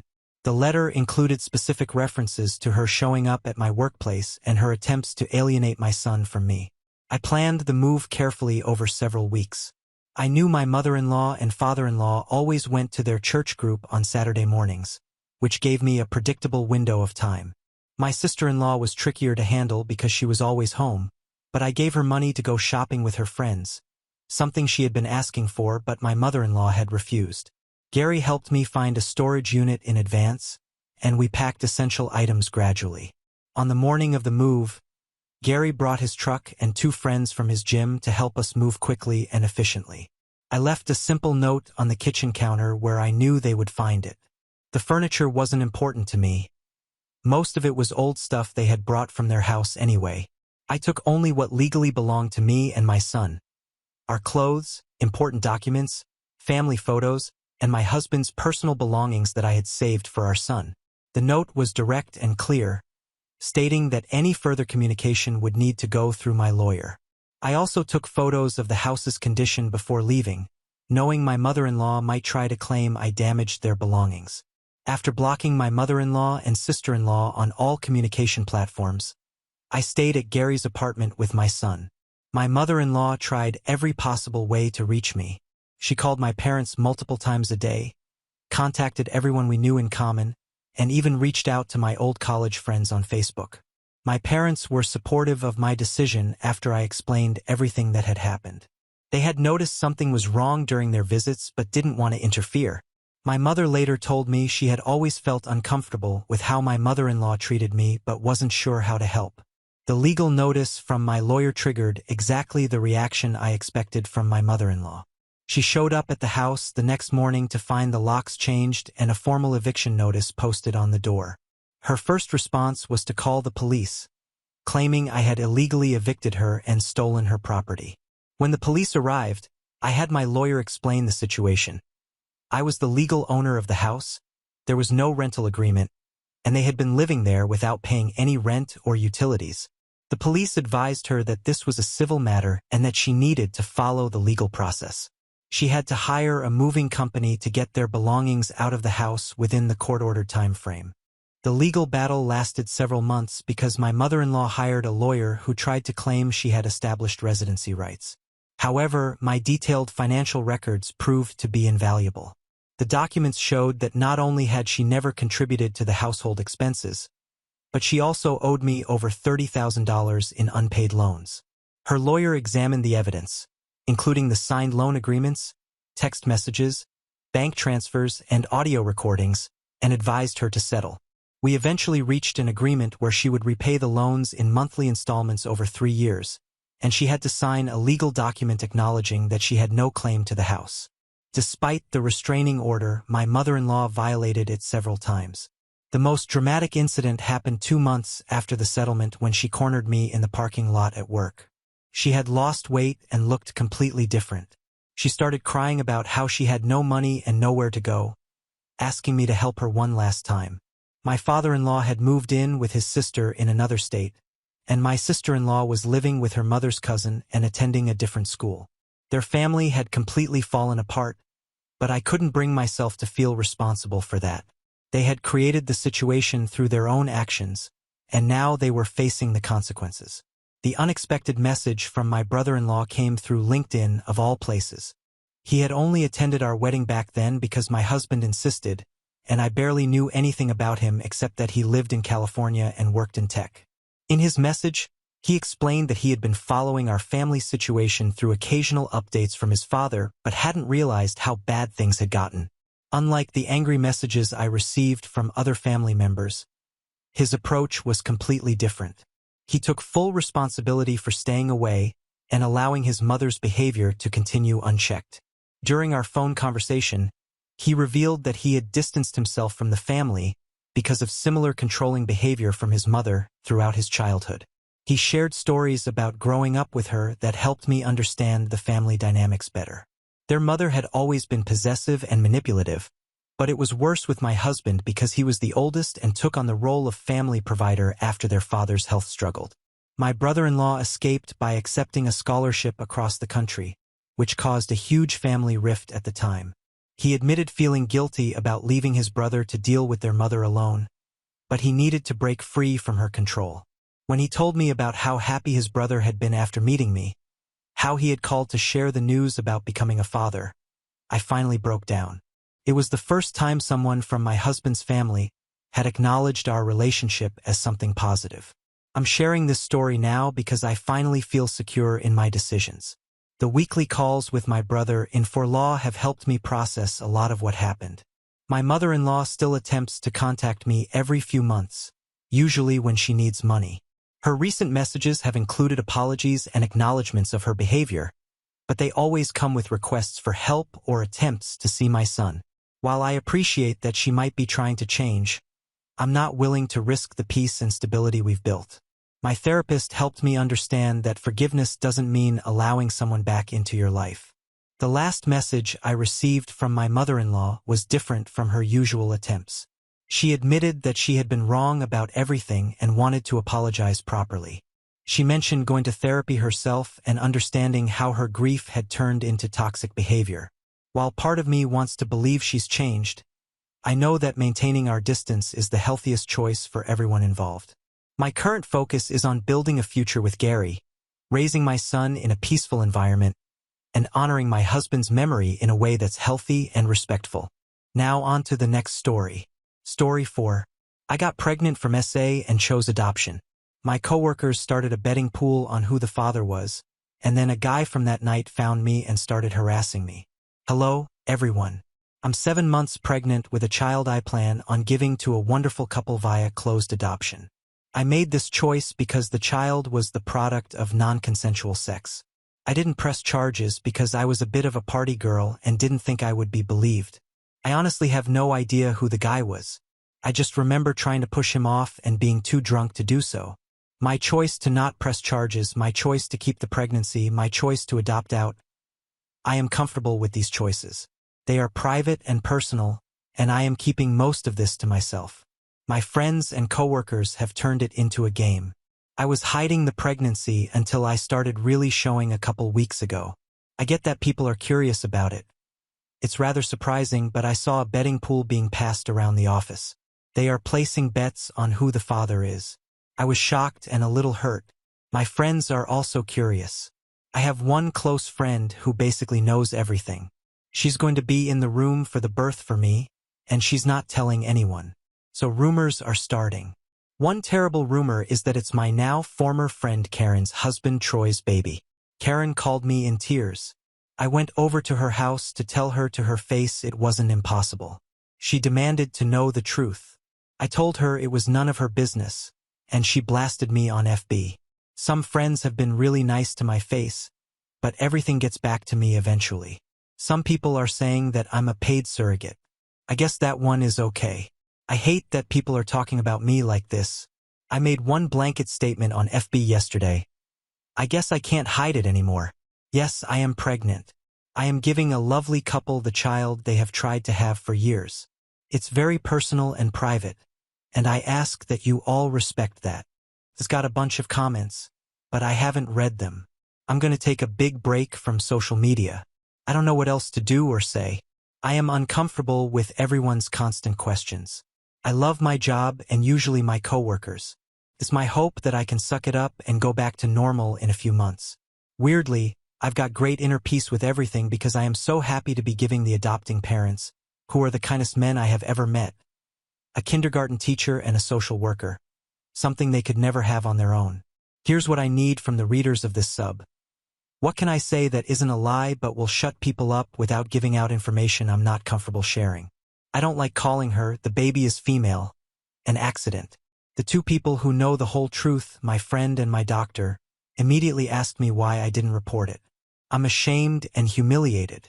I really don't want to say much of anything. I think a big part of why this is so hard for me and those around me is that I'm usually really talkative and social, loud-mouthed. I'm in sales, so now that I'm showing, I'm also dealing with these questions from strangers too. Should I go to my manager about the pool? Laugh it off? Wait for it all to blow over? Update 1. Thank you so much for all the support. I'm glad I posted this. I had a good cry, took in Tums or 4 and went to the owner, Jim. I told him the truth and I told him that I really didn't want the guys to know, and I needed the jokes and talk to stop because it was hurting me. He hugged me and told me he was proud of me, which made me cry again. Hormones. He gathered the staff and had a quick, come-to-Jesus meeting, as he calls it. He announced that he would fire anyone who made me uncomfortable about my pregnancy on the spot, and that all the money from the pool needed to end up on my desk, pronto. He was great. He didn't share any of my personal info. He just protected me and made it quick and easy. After we dispersed, he told me I could have an additional week paid medical. I already have 2 weeks paid vacation I haven't used. I am going to text my friend and tell her she can subtly let people know what happened, especially Karen. This baby bump is sales gold. I just landed a big commission while sitting down. I still think, as great as Jim is, I need to get out of this town. I'll always be a trailer park to people around here. My mama died when I was real young, and I acted out a lot after that. Everyone knows what I did and won't let me forget. Despite working my ass off to graduate, working my way up to sales lead, buying my home, and fixing it up myself. I'm sick of Oklahoma. I'm thinking maybe somewhere in Oregon or Washington. Real pretty up there. Again, thank you for all the kind and helpful advice.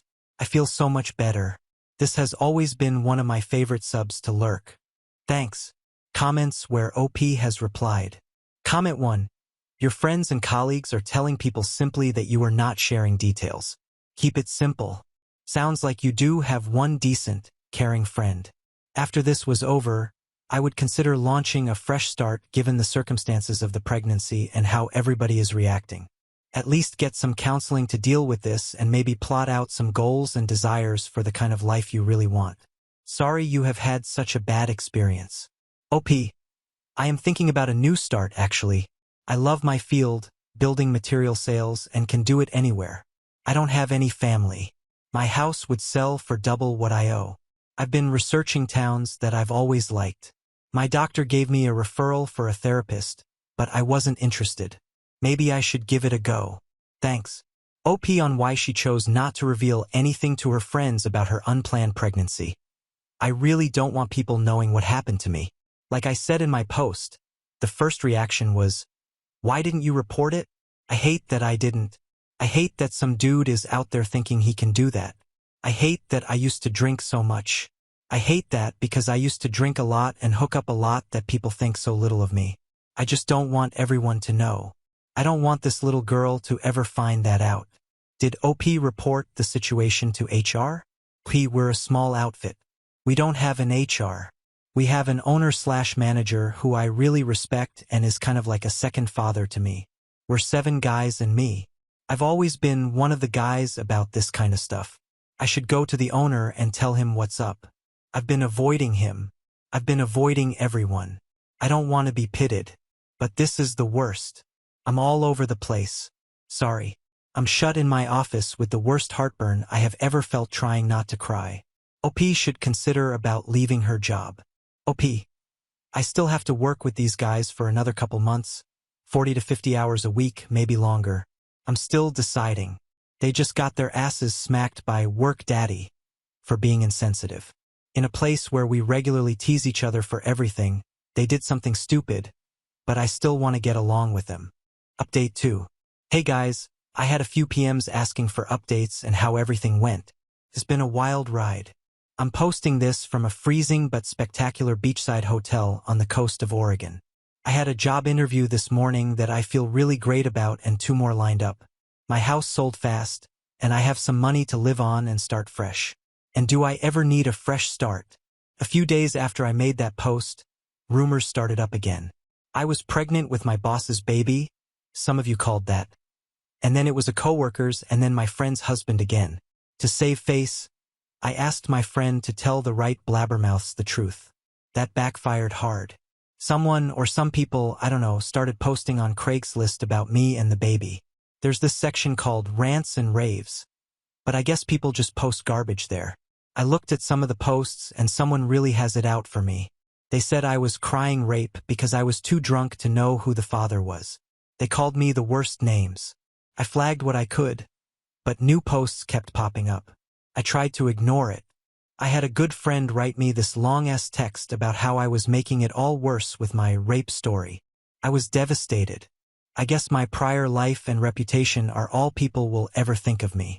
I kept my head down and just tried to forget it all. It was affecting my work.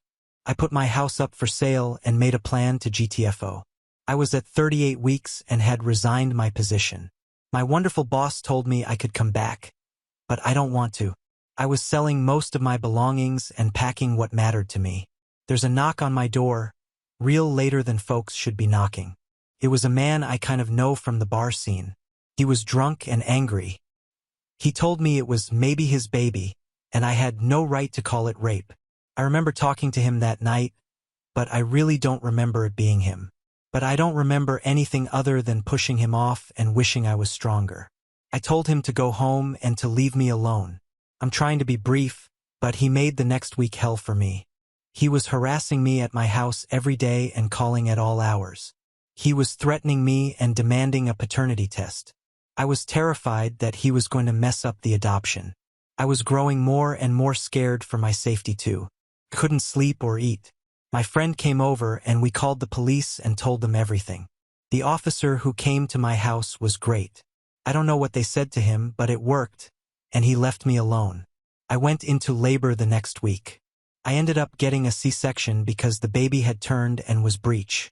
One of her fathers ended up holding my hand. My friend was there, but only one was allowed in the room. He got to cut the cord. The baby was perfectly healthy and beautiful. She had this thick, dark hair and the chubbiest cheeks. Her fathers were instantly and madly in love. They took her home the next day. I had to stay a while because of the surgery. It was the hardest 3 days of my life. The hospital sent a therapist in and she was helpful. When I was released, I spent a few days in a luxury hotel with my dear friend. I never went home. I paid someone to pack my stuff for me.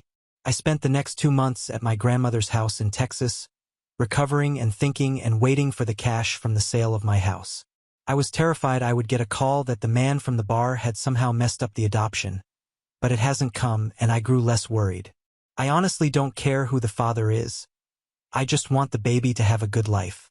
I continued to see another therapist when I felt well enough. We packed my rig and I took off. There was a vague plan of head west and find it. I went to the Grand Canyon. I saw the Great White Sands. I spent an entire freezing day staring at the ocean in Santa Monica. I did the trip cheap, mostly sleeping in my car and cheap hotels. I spent time in every place that I found beauty. I landed here, at the prettiest place I've ever seen. I got a good rate at a motel and got an Oregon driver's license. I thought about changing my name too, but I don't want to change who I am, just the trauma. Wow, this ended up being a novel. Thanks again. Now on to the next story. Story 5. Mom kicked me out for her new family. Later, when she found out I'm successful, she showed up demanding college money for my siblings. When I refused, she hit me. For context, my mother had me when she was 20, and my biological father was never in the picture. My mom told me that he had never wanted to have kids with her, and since they were just together for a couple of months at the time she got pregnant, she had given him the choice to leave, and he had taken her up on that offer. She told me that her breakup with him had been quite bitter, so she had decided not to take any child support from him, and he hadn't been willing to offer any either. So it was convenient for both of them to just never speak again. Thankfully, my grandparents were very supportive and were always there for her. That's how she was able to complete her education and then get a job. She dated a couple of men when I was younger, and then when I was around 8 years old, she finally started dating Harry. She used to work with him at some point, and they dated for almost 3 years before she got married to him. Harry and I got along well enough. It was not like he and I were super attached to each other, but he didn't hate me, and we were just cool with each other's presence in the house. For years after they got married, my mom got pregnant, and everyone was really happy about it, including me. In hindsight, I probably should have seen what was going to happen in the future, but I was too caught up in the belief that no matter what, my mom would always be there for me. After all, she had been through a lot of hardships while she was raising me, so she was obviously not going to let it all go to waste and abandon me. So, even though we had started growing apart and she had made it very obvious that she was distancing herself from me after she got married to Harry, I thought that it was probably just a temporary phase and things would get better again. So, I tried my best to be there for her while she was pregnant, but she would always get very irritable whenever I was around. So I decided to make myself scarce just so it wouldn't bother her. But I guess I hadn't made myself invisible enough because 6 months after she gave birth to her twins, she and Harry told me that they wanted to have a serious chat with me. They told me that now that they had 2 kids to deal with, they couldn't have me in the house as well. I think I had just turned 16 at the time, so I was still a minor, and they couldn't legally kick me out without getting into trouble.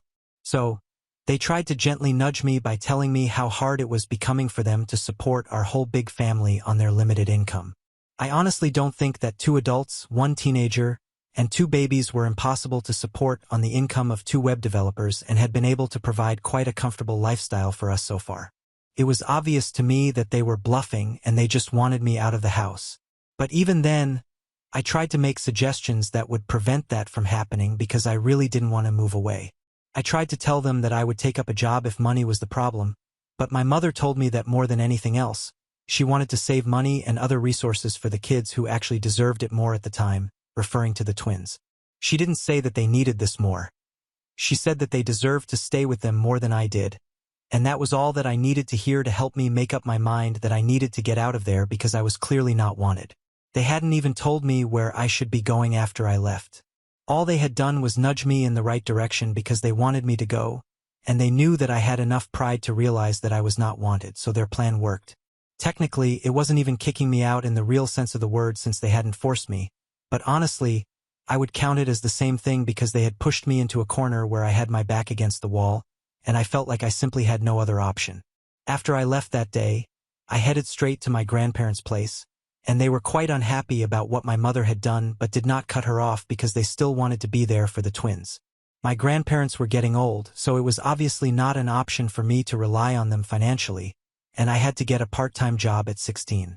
I would see my mom and Harry occasionally when they would visit my grandparents with the kids, but they rarely ever asked about me, and even when they saw me around, they were mostly very formal with me. It didn't feel like they missed me at all, and they actually seemed quite happier without me living with them.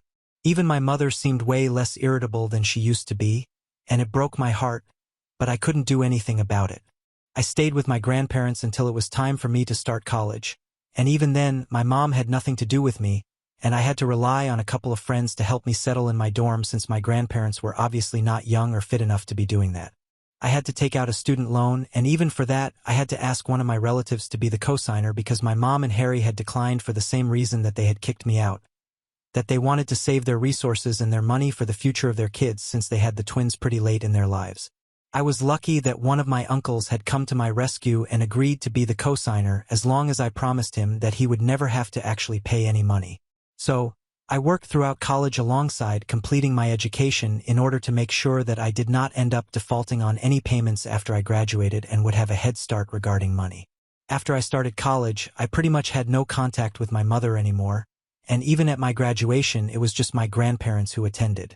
My mom did not even bother to congratulate me. Then, after I graduated from college, I started working and living separately because I did not want to be a burden on my aging grandparents anymore.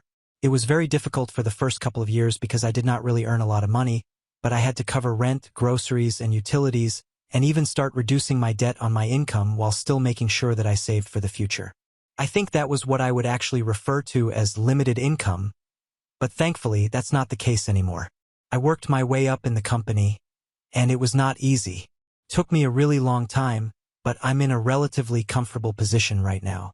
I won't bore you guys with the details, but I'm pretty proud of how far I've come, especially considering the fact that I hardly had any help from anyone. I make a comfortable living and quite unexpectedly, somehow, in spite of not being in touch with me for the past many years, my mom was able to find out about it. So, I'm almost 33 now, and I'm working in an upper management position in the same company that I started out in. I received this huge honor of getting promoted about 4 months back, and very few people knew about it because I wanted to keep this private.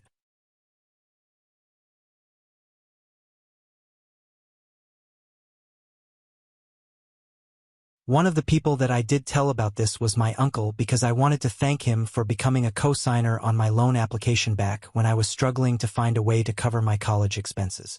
From what I know, he recently met my mom and Harry at some family get-together and told her to get in touch with me so she could finally congratulate me after so many years of keeping me away from her because I was finally doing well in life.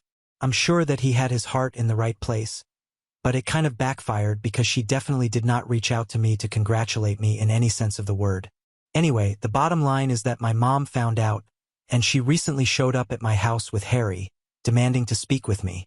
I've already mentioned that after I started college, I did not have any contact with her, and once I graduated, I decided that there was no point in hoping that someday my mom might come back to her senses and try to make things right with me. So, I blocked her everywhere as well and completely cut her out of my life. She did not seem any worse off either. Honestly, I don't even think she noticed. I hardly kept in touch with anybody from my family apart from my grandparents, who already knew that I did not like talking about my mom, so they refrained from speaking to me about her. As for my uncle, I did not exactly keep in touch with him either, so I really had no idea that for the past couple of years, my mom and Harry had been doing really bad financially. I only found out about it recently when they showed up at my house and started telling me about how difficult everything has been for them. The only reason I had even let them in was because I had assumed that they were here to finally make things right with me, but I guess it was just wishful thinking. But instead of congratulating me on how well I was doing, they started off by talking about how they had heard from my uncle that I had received this huge promotion and I was one of the youngest people in such a position in my company right now, and they were surprised that I hadn't told them anything about it. It was funny because I was surprised that they had expected me to even talk to them after so many years of no contact, let alone expect me to tell them good news about my life and my career. They even told me that they were quite disappointed that I had cut them out of my life just because they had decided that they wanted to be there for their babies more than me since they needed their time, money, and resources more than I would have as a teenager. They said that they had expected me to be mature about the whole thing and understand why their priorities had changed. But instead, I had started distancing myself from them after I moved in with my grandparents instead of being supportive of their decisions. I don't even know why they would expect me to be supportive of their decision to kick me out of the house. But well, that's how they started off our meeting after so many years. By trying to gaslight me into believing that I was somehow the bad guy for getting upset that they had kicked me out of the house so they could be alone with their babies. Then, they did not even give me a chance to talk about my side of things and quickly moved on to talk about how difficult the last couple of years had been for them. They started talking about how they had started their own business, but unfortunately, they had fallen flat on their faces since it failed to take off, and now they were trying to cover up their losses. But unfortunately, since the twins were also at an age where they needed to start thinking about colleges and stuff, they needed money to cover the expenses of 2 kids, and they needed it ASAP. That's when I finally started to realize why exactly they had come to me. Because they needed the money. They wasted no time in getting to the point and even tried to sugarcoat it by saying that initially they had been quite offended when they found out that I had been doing so well and hadn't reached out to them yet. But I could make it up to them by funding my siblings' education. I simply could not believe the audacity of trying to make it sound like they were doing me a favor by letting me make it up to them by covering the college expenses of 2 kids, who I didn't even know anymore since I had left them behind in my past. So, I immediately told them that I was not going to be doing any of that, and it was downright offensive that they thought they could manipulate their way into something like this.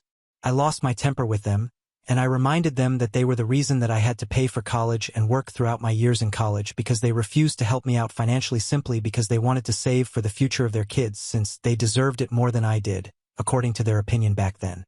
And I had never questioned it, nor had I ever bothered them after they made it clear that they wanted to prioritize their twins and not me.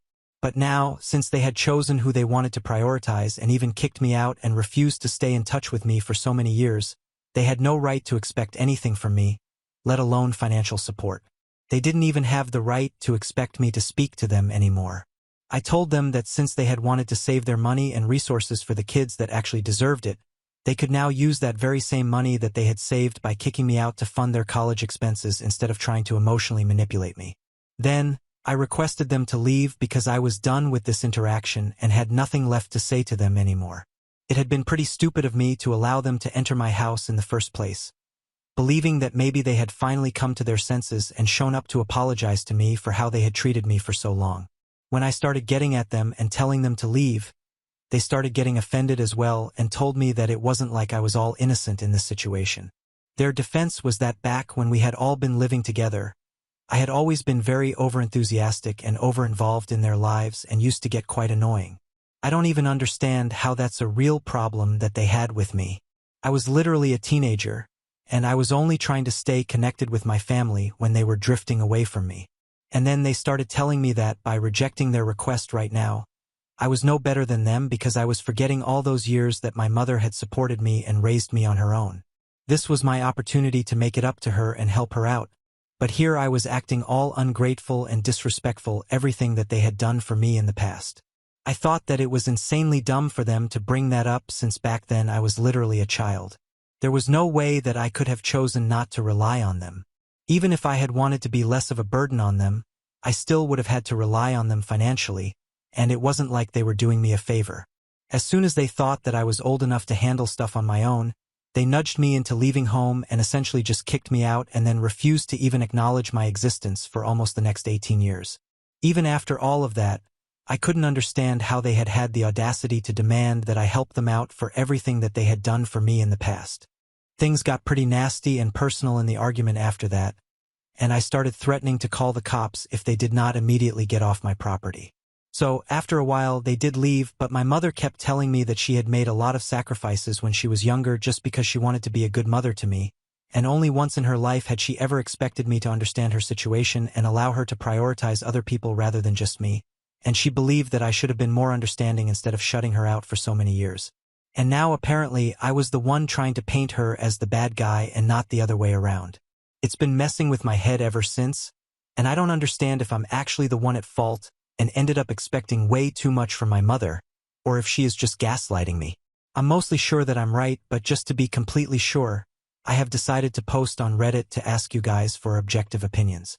Am I the a-hole for refusing to cover the expenses for my half-siblings to go to college because my estranged mother and stepdad are not doing well financially at the moment? Edit. I have spoken to my uncle, and I have told him that what he did was not right or acceptable. Even if his intentions were not bad, the impact of what he did was definitely not good. If he had not told my mother about what I was up to in life and given out my contact info and address without my permission, I wouldn't be in this situation at all. He apologized to me profusely and told me that he had no idea that my mother would end up doing something like this because even he had no clue that they were struggling financially. Had he known that, he wouldn't have told them anything about my life. And even otherwise, he acknowledged the fact that it was not his place to talk to my mom about these things, and if we had wanted to sort things out on our own, we would have done so without his interference. I do not plan on cutting him out of my life because, after all, it's not like he had his heart in the wrong place. Had that been the case, I would have been a lot more upset with him, but honestly, he just made a mistake. Moreover, he is the reason why I've been able to go to college in the first place because nobody else had been ready to step up and help me out by taking on the responsibility of becoming a co-signer on my loan application except for him.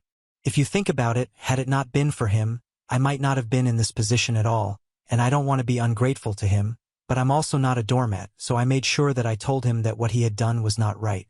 I think I struck the right balance, and whatever I did, it was fair enough. Things between us are completely fine. I'm not going to hold this against him because I think in some way, I kind of needed this closure.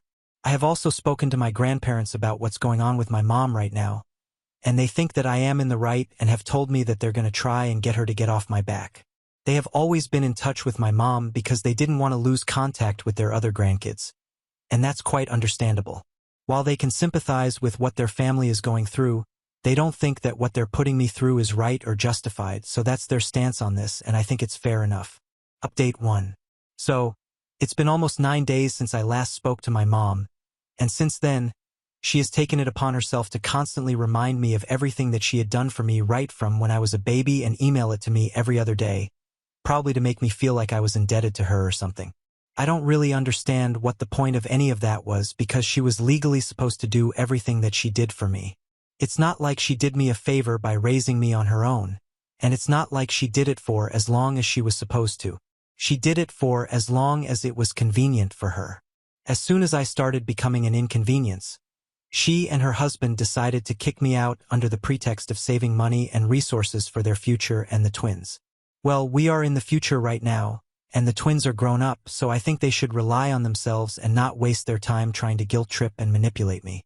I had been ignoring the emails, but a couple of days back I decided to write back to her, and I told her all of this, whatever I have said in this post so far. Obviously, she did not take it well and started calling me ungrateful once again, and I just told her that she could call me whatever she wanted. It wasn't going to change the facts and the fact that she was a terrible mother, and that was the reason why I wanted nothing to do with her anymore. After that, I blocked the email address that she had been sending me emails from, but she just created another one and started trying to bother me again. So, I did the same with that one as well, and I'm going to keep doing it until she realizes that I'm not going to sit here and think about her when she never did the same for me. Honestly speaking, I'm really glad that we are having it out right now because I'm sure that it will all be over soon, and I'll have the closure that I need. The only reason I had invited them inside my house and spoken to them that day was because I was still under the delusion that maybe they had changed, that maybe they were here to congratulate me and make things right with me. But speaking to them reminded me that they were the kind of people who were even capable of feeling such things like remorse or guilt or shame. It helped me open my eyes to just how selfish and manipulative they are once again, and now I just completely given up any hope of ever reconciling with them. Update 2. My mother showed up at my work earlier today, and I think that might be the craziest thing that she has ever done so far. Thankfully, I was not at work today, so she left pretty quickly and failed in whatever she had been trying to accomplish. I had taken a day off because I was feeling kind of under the weather, and I'm so glad that I did because I'm sure that otherwise, had I been at work, she definitely would have thrown a tantrum or done something horrible to embarrass me. I found out about it when the receptionist called me to tell me that my mom had shown up at work and was demanding that she meet me, and was refusing to leave even after she had been told that I hadn't even come into work. I was already pretty scared when I told the receptionist that I would speak to her in person because I really had no idea what she was going to do.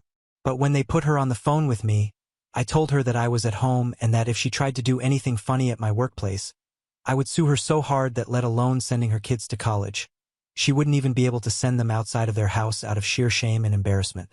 I think that really scared her because I had tried my best to sound intimidating, and I guess that worked. On the other end, she immediately told me that if I agreed to meet her in person, only then would she get out of my workplace. And I told her that she was in no position to be making demands because I knew for a fact that she couldn't afford a lawsuit on her hands right now, and if things got extreme, even my company wouldn't hesitate to sue her, and it would be a different conversation altogether because they are not going to be as lenient as me. So, it would be in her best interest to just leave without making much of a fuss. After I said that, she handed the phone back to the receptionist, and I'm assuming that she left because after that, I did not get any calls or notifications regarding this from work. But it was definitely a close call, and I cannot afford something like this happening again, so I have decided to speak to a lawyer just so I can get to know if there are any preventive measures that I can take. I don't know if this is grounds for a restraining order or not, because it's not like she has threatened me, but I'm still going to talk to the lawyer and try and figure something out. Until then, I'm just going to have to hope that this recent interaction was bad enough for her to consider leaving me alone now. Update 3. Hey, so I guess I don't need to worry about whether I should file a restraining order or not since I'm pretty sure we have grounds for it now. Last week, my mother had shown up at my workplace, and I had somehow managed to get her to get off my back. And then after what happened this week, I think everyone should get a restraining order against her. So, a couple of days ago, when I came back home from work, I saw her standing outside my door, and I immediately told her that I was not in the mood to argue with her right now, and if she did not go away, I would call the cops. I even had my phone in my hand, and I was about to dial when she literally came running at me and tackled me to the ground, so my phone went flying out of my hands. She started trying to beat me up, and all this while she was cursing at me continuously, blaming me for everything that had gone wrong in her life. I was taken aback by how psychotic all of this was, so it took me a while to try and fight back. But when I did, it was very easy for me to overpower her because I work out and I'm also a lot younger than her. Thankfully, my neighbors had realized that something was going wrong and had called the cops because of all the yelling and had even come to my rescue themselves. They even held my mother down while we waited for the cops to arrive. When they finally did, I decided to press charges, so she's in a lot of trouble right now, and I have also spoken to my lawyer and have filed for a restraining order against her. From what I know, Harry has left with the kids to be with his parents, and I really don't know if he's going to be coming back anytime soon or not because my grandparents said that after he bailed her out that day, she had been charged with a misdemeanor since I was not seriously hurt. He had confronted her about what she had done and said that she couldn't be behaving like this, but she started fighting with him as well. I think she just snapped because obviously, she's been going through a hard time, and she just couldn't accept that I was doing well in my life. Honestly, she's responsible for whatever she's going through right now, and I refuse to feel bad for her. Soon enough, I'll have the restraining order against her, and I had been considering moving out of my house into a bigger one anyway since now I'm earning more. So there is never a better time, and I think I'll finally start looking for options. I really hope that my mother deals with whatever she's going through and tries to be a normal person because it's embarrassing to be related to somebody like that. Even my grandparents have told me that they don't want to associate with her anymore because she had been pretty rude to them as well. So, she only has herself to blame for everyone distancing themselves from her. Anyway, that's none of my concern. Now on to the next story. Story 6. Am I the a-hole for moving out of our apartment, knowing my fiancé and his mom can't afford it without me? My ex-fiancé, M27, and I, F29, had been living together for about 1.5 years. My fiancé got his undergraduate degree, worked for a couple of years, and then decided to get an MBA, which is how he ended up in our city. We moved in together after he finished his MBA program. My fiancé is from the Midwest, and his mom has always wanted him to move back. When he told her he was staying here, she was heartbroken. I went to college and got my degree in a STEM field. After I graduated, I got a job with my current company and moved to the city where we currently live. It's a big international company with multiple locations in the US and internationally. I love my job. I like the company I work for and the pay is pretty good. All in all, a pretty good deal. During COVID, my office shut down, and we all went WFH. After COVID, they decided not to reopen this office, so I've been 100% WFH since early 2020. I currently make considerably more than him, mainly because I've been working for 7 years and I'm in tech. I had been living by myself in a one-bedroom apartment and just had my office set up in the living room since it was just me. When we moved in together, we decided to get a 2-bedroom apartment so I could use the extra room as an office. Because of this, I was paying 2/3 of the rent and he paid 1/3. We split everything else 50-50ths. The problem started this past May. My fiancé's mom told him she wanted to move to our city to be closer to him. She asked if she could stay with us while she looked for a job and got settled. She's a teacher, so she figured she'd be able to get a teaching job pretty quickly. Because of that, I didn't really mind her staying with us, as I figured it would just be for a couple of months over the summer. Since I thought it would only be for a couple of months, I moved my office into a corner of our bedroom, and my fiancé bought a bed to put in the second bedroom.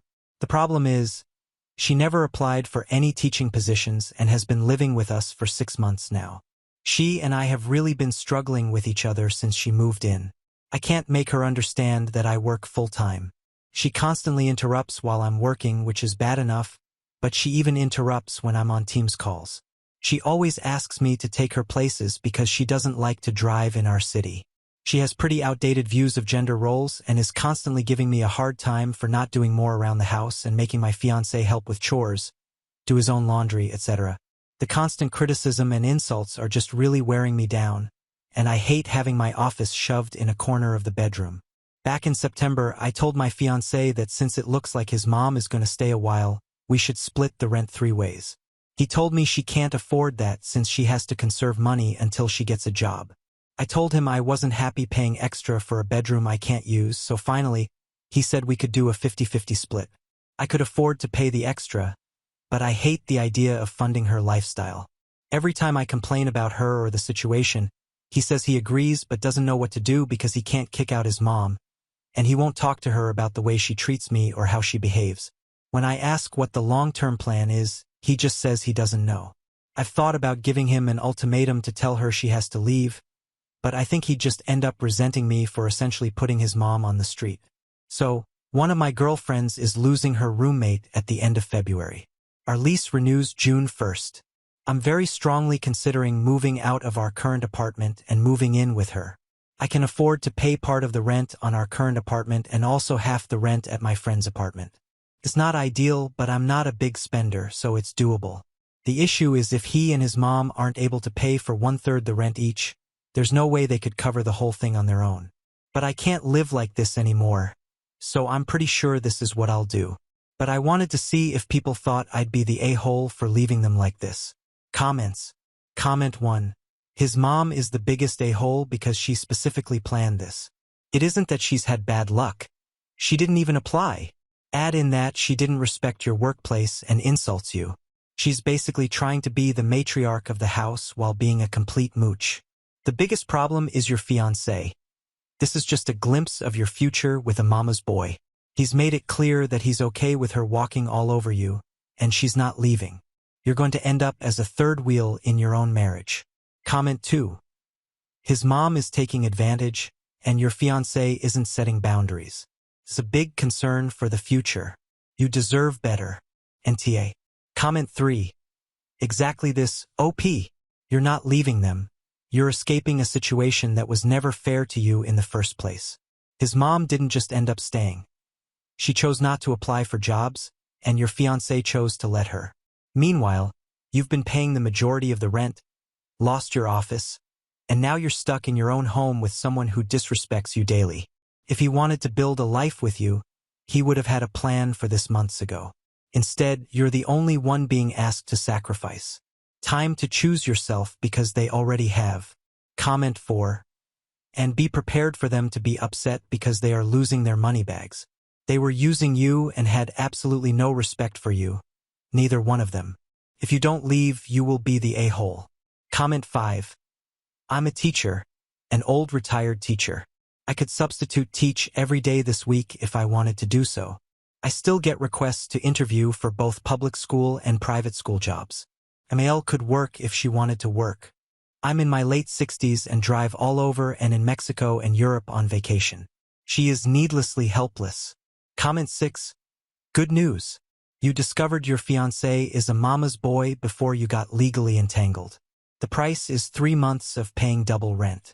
Sucks, but much cheaper than a divorce, alimony, child support, and years of therapy because of dealing with that kind of shit. Mommy wanted to prove her darling boy would pick her and take care of her. So she moved in and proved it. He won't stand up to her, sadly, unless he gets some serious therapy and figures out how to unmesh. He's never going to. So tell him flat out. Mommy wins, she gets her little boy back. You will find a grown man. You'll pay your portion of the rent for the next few months, but you're letting the landlord know you will not be renewing and do not use your income for renewal for him and mommy. I'm sorry you have to deal with this. You did what you could, but unless he wants to grow up, you're going to spend decades hearing how you don't cook right, clean right, raise your kids, spend money, vacation wrong, and have bad values. She, of course, knows better. Don't do that to yourself. And maybe, just maybe, this will make him realize he's got to get off mommy's titty if he ever wants a life of his own. Update 1. 5 days later. I posted here last week about the situation I'm in, living with my soon-to-be ex-fiancé and his mom. I started off trying to reply to everyone's comments and keep up, but honestly, I just got completely overwhelmed with all the comments. First off, I want to thank everyone for their feedback and comments, even the ones that were kind of harsh. Actually, probably especially the ones that were kind of harsh. I really needed some tough love to make me realize that I was letting my STBX and his mom take advantage of me. The more comments I read, the more pissed off I got. Honestly, I think I'm more pissed at myself for allowing this to happen and not advocating for myself more. This past weekend, I got my STBX alone so we could talk, which was actually harder than it should have been because his mom always tries to tag along when we do anything. Going through all the comments everyone left and the DMs people sent really helped me decide how to approach this and also brought up a lot of good questions I should have thought of myself. Back to the discussion with the ex. I wanted to give him one more chance to pick us over his mom, not because I thought he would, but I just wanted to be able to tell myself I gave him the opportunity. I explained again about how unhappy I am with the situation, how it's affecting my work because of her constant interruptions, and just being unhappy and uncomfortable that I'm forced to work out of a corner in our bedroom.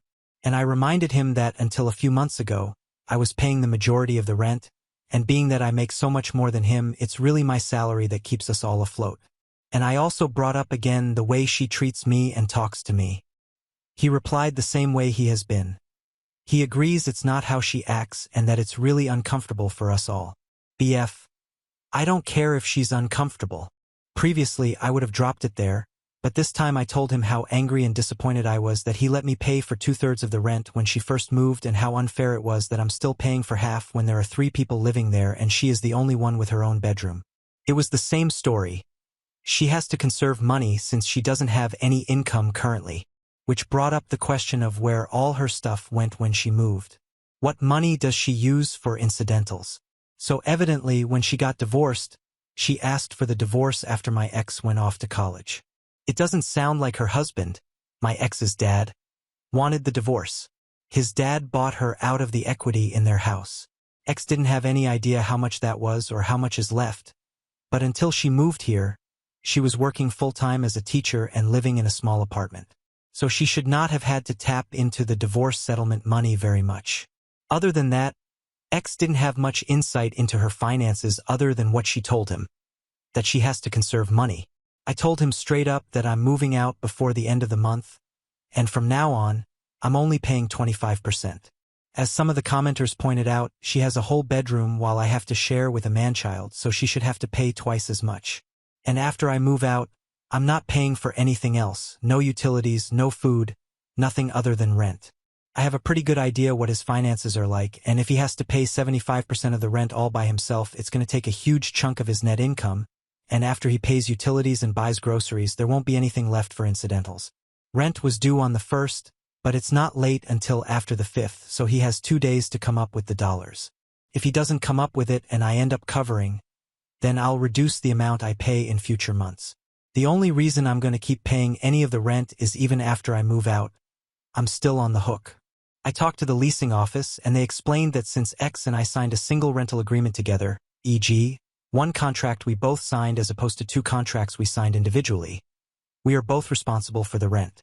They don't care who actually pays as long as it gets paid. The only alternative would be if he agrees to sign a new lease by himself or together with his mom, but in all likelihood, he wouldn't be able to pass the credit check on his own. So I'm kind of stuck. I don't think he'll do anything stupid, though, because he's going to need to find someplace to live after this, and a collection on his credit report wouldn't be good. I also told him that I'm going to find someplace to work during the day until I move so she can't bother me. My friend I'm moving in with said I could work there during the day since she and her current roommate have in-person 9 to 5s. I took her up on that for now. After living with his mom, I'm not about to overstay my welcome, so I'm going to find some other options that I can rotate through. Someone suggested checking out the public library, or if it comes to it, I'll get a membership at one of those WeWork kind of places just in case. I brought my important papers, files, valuables, and my friend is storing them for me until I move in. He really didn't take it well. The surprising thing to me is that he was surprised by everything. He seemed really shocked that I wasn't prioritizing his mom. I really got the feeling that he sincerely believed I wanted to take care of her as much as him.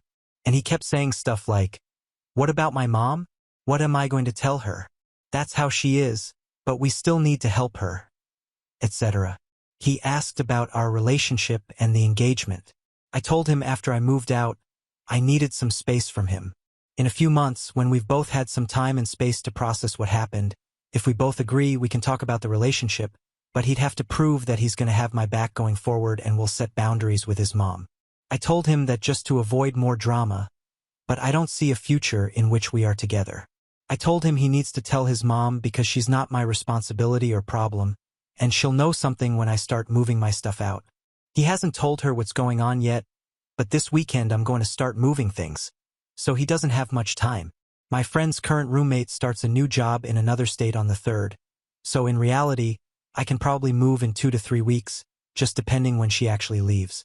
I don't expect him to do anything bad other than sulk and complain, but if he does something stupid or doesn't pay his part of the rent, the ace up my sleeve is I'll tell the leasing office his mom moved in, which is prohibited in the lease. Honestly, getting evicted would solve a lot of my problems right now, so it's a pretty valid threat. I think now that I've mentally and emotionally separated myself from him and his mom, I'm looking forward to her reaction when he tells her what's going on. If it gets too ugly, I'll find a cheap Airbnb or hotel or something. I've had some friends, including the one I'm moving in with, offer to let me couch surf for a few weeks, but I just can't do that to someone else. So that's it.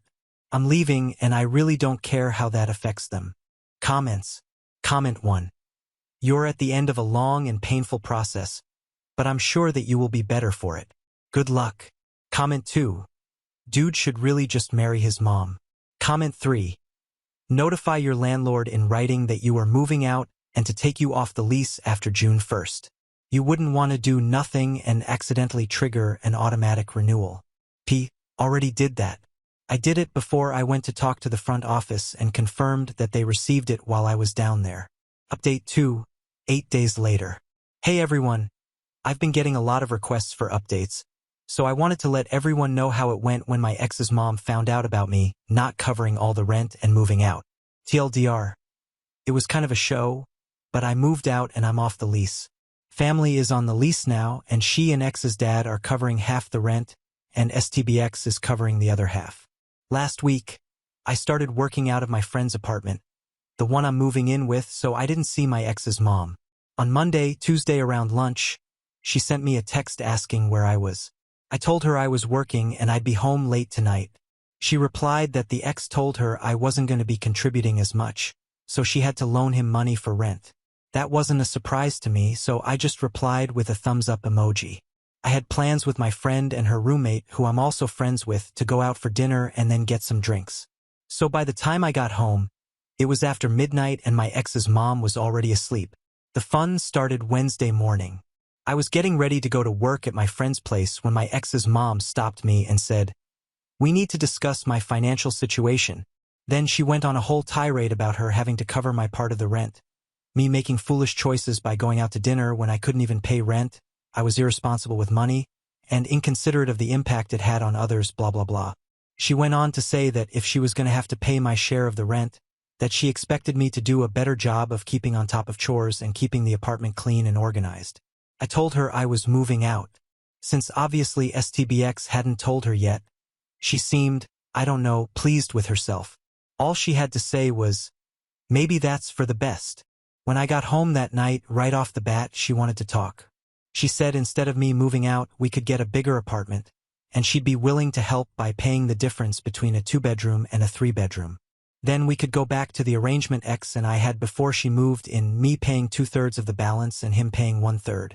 Honestly, when she was saying this, I think my brain vapor locked. She was making it sound like she was doing us a favor by offering to pay the increase in rent. Apparently, this man-child who tells his mom literally every single thing about our lives and relationship hadn't bothered to tell his mom how much I was actually contributing. It seems like once she discovered X wasn't paying for everything like she thought, she wasn't as excited about me moving out. I tried to be polite and told her I'd already given notice to our apartment complex that I was moving out at the end of the month and already committed to move in with my friend. She kept pushing the issue and said if she was willing to pay the difference, I should just stay because that would really be best for everyone. By then, I was getting annoyed and told her that because of the way she has been acting and treating me, I had no interest in living with her anymore. That's when the best line of this whole dumpster fire came out of her mouth.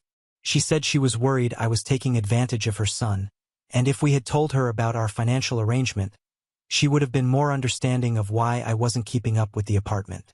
I told her, maybe a good lesson from this is to try being nice to everyone in the future and not just the people you think can help you. And I asked her why she didn't help out more since she wasn't doing anything productive all day. She did not like either of those comments, and it got pretty hostile with both of us yelling at each other. And to be fair, we both said some pretty awful things to one another. Finally, I told her I was going to inform the rental office that she had been living there contrary to the lease agreement because getting evicted would be worth it to see her living on the street. I grabbed my laptop and went to my friends. I didn't even bother packing an overnight bag. Next afternoon, Thursday, my ex texted me and said he had added his mom to the lease effective the first of the month, and that she and his dad, I have no idea how that poor man got roped into this, would pay half the rent and X would pay the other half. I confirmed with the property manager that I was off the lease and didn't have any further obligation. I got it in an email, so I have a record. I put disconnect orders in for the utilities under my name and told him to call and set up accounts under his name. I'm going to lose the damage deposit. It goes to whoever is living there when the lease ends, but it's a small price to pay to be free. On the way home, I stopped and got a bunch of boxes to pack my stuff up. She was pretty hostile when I got home, and when she saw how much I was taking, she got worse. I ended up taking Friday off to finish packing, and on Saturday, got some friends to help move stuff to my new place. I'm going to pay my friends some rent for the next 2 weeks until they move out. They didn't want me to, but I'm not going to stay in someone's home and not contribute. If nothing else, living with my ex and his mom taught me that. Last night, my ex and I got together and talked for the first time since Saturday. He said his mom is staying until June when the lease is up. Then she's moving back to their hometown. According to him, she just really didn't like living here, and that's why she didn't try to find a job.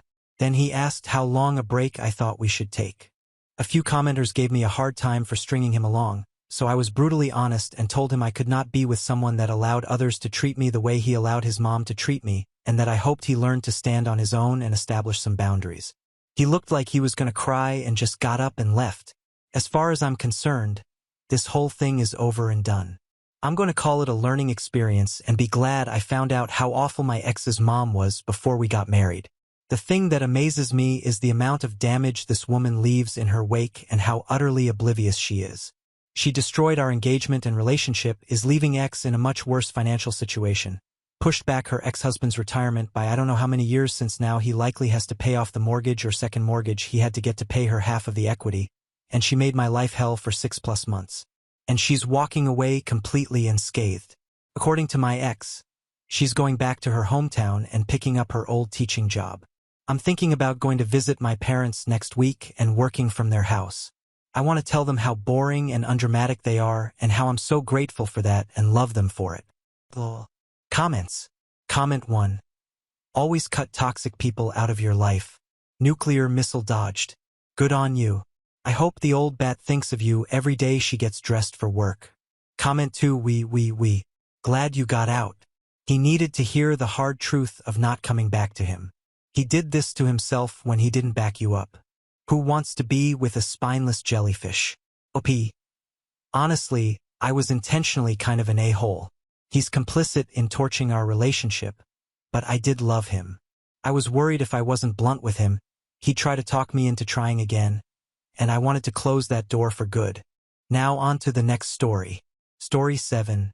My parents defended my brother's $440,000 debt, tried to access my bank account, and called me selfish for saying no. Here's how I fought back. I've been lurking around here for a while, but until now, I never felt the need to write anything. I'm 35, and I need some perspective because my family has finally pushed me to the limit. Somehow, I'm always portrayed as the villain, regardless of what I do. Dealing with this prolonged family issue that appears to have no end in sight has truly worn me out, both mentally and emotionally. I have developed my career from the ground up and am currently employed as a middle manager at a large Silicon Valley software company. I've worked hard and had many sleepless nights to earn all I own, including my house, car, and money. You wouldn't believe the terrible familial dynamics I had to overcome to reach this point in my life. I'll give you some background on our family's history. Since I turned 18, I have been totally self-sufficient, and I mean it in every sense of the word. Financially, emotionally, and intellectually. The way my parents raised my brother and me was, to put it mildly, problematic at best, and they weren't exactly winning any parenting prizes. As a middle-class suburban family outside of Boston, we appeared to be the ideal American family. We lived in a good neighborhood with good schools. My mom taught elementary school part-time, and my dad worked in insurance. Beneath that idyllic exterior, though, there was an unwritten rule that influenced my entire upbringing. I was supposed to be the responsible one, the model, the one who always had to lead by example, while my younger brother, Jason, 27, could do no wrong. From a young age, the inequities were brutally apparent. One instance in particular came to mind when Jason was 8 years old and I was 16. My parents grounded me for a month after I received a B+ on a single chemistry test, claiming I was wasting my potential. When Jason was caught robbing our dad's wallet for the 3rd time that same month, they just said he was going through a phase. This was only one instance of the ongoing inequity in the way we were handled. It wasn't an isolated incident. Every time Jason made a mistake, and trust me, he made a lot of mistakes, it was ignored. He'll learn eventually, my mother would remark with that dismissive wave of her hand, or, he's just sensitive, which was code for, let's pretend this never happened and hope he figures it out in the meantime. Felt like the sky was dropping if I even stumbled. The pressure was relentless and debilitating. Why aren't you trying harder? You need to set a better example for your brother. Don't you know he looks up to you? I worked part-time at a local coffee shop, volunteered at the library, took all of my AP classes in high school, and tried to keep my GPA flawless because universities look for that kind of thing. Jason, on the other hand, rarely attended class and mostly stayed in the basement to play video games. Nevertheless, I somehow had to try harder. No matter what I accomplished, it was never sufficient. They would question why I didn't receive an A+ in calculus if I brought home straight A's rather than praising me. My mother's first reaction after I was chosen valedictorian was, I hope this doesn't make your brother feel bad about his grades. This scenario continued into adulthood, with Jason struggling to pass his classes and everyone saying, at least you're doing your best, sweetie. Not everyone is cut out for academics. The bigger the stakes, the worse it got. If anything, Jason dropped out of community college after 1 semester because it was too stressful. My parents paid his rent for a gap year that ended up being 5 years of him finding himself. I worked 2 part-time jobs to pay for state college, one at a coffee shop in the mornings and another at a table waiting at night. I still recall the evening I moved away when I was 18. I was able to rent a small studio apartment with a roommate because of the money I saved from my part-time work. My dad said, well, you'll need to start paying rent if you're staying here anyway, when I told him I was leaving home. But they never asked Jason for $1 when he was still living at home at the age of 25 because, Job hunting was emotionally draining for him. They even granted him an allowance. They never once offered to cover my living expenses or college tuition. Not that I expected them to, but it still hurt to see them go above and beyond for Jason while I was on my own. I worked several jobs, took out student debts, and ate more dinners of ramen noodles than I would want to recall. Jason, meanwhile, continued to live with them until he was in his mid-20s, jumping from one failing job to another while always coming up with an explanation that it wasn't his fault. He would say things like, "The manager had it out for me," or "The company's toxic culture wasn't a good fit for my personality." He never acknowledged his own responsibilities and always pointed the finger at something outside of himself. And by covering up his filth and offering excuses, our parents encouraged this conduct at every opportunity. I worked 2 jobs while attending college, graduated with honors, and got an entry-level job at a software business. I worked my way up from there, putting in a lot of overtime and seizing any chance to get more education and certification. My parents never offered to help, and I never asked for it either. However, they had no trouble approaching me for financial assistance whenever Jason needed a little help to get back on his feet. Now, fast forward to last week. It was remarkable in and of itself that my mother called. You must realize that my mom doesn't call to talk. She never calls to say hello, check in, or inquire about my life. She calls when she's in need of things. I'm referring to the type of call that begins with excessively pleasant small talk, as if they're attempting to win you over before revealing the true reason for the call. That's precisely what took place last week. "How's work? Are you still at that tech company? Have you been eating well?" she asked at the beginning, which was so unusual that I knew something was up. My mother doesn't give a damn about my diet. The only thing she knows about my job is that I do something with computers. She couldn't even recall the name of my firm when we last spoke, which was during Thanksgiving, 3 months earlier, even though I had been employed there for the previous 5 years. She seemed to be trying too hard to sound casual, and the entire conversation felt forced. She inquired about my boyfriend. I've been single since my engagement ended last year.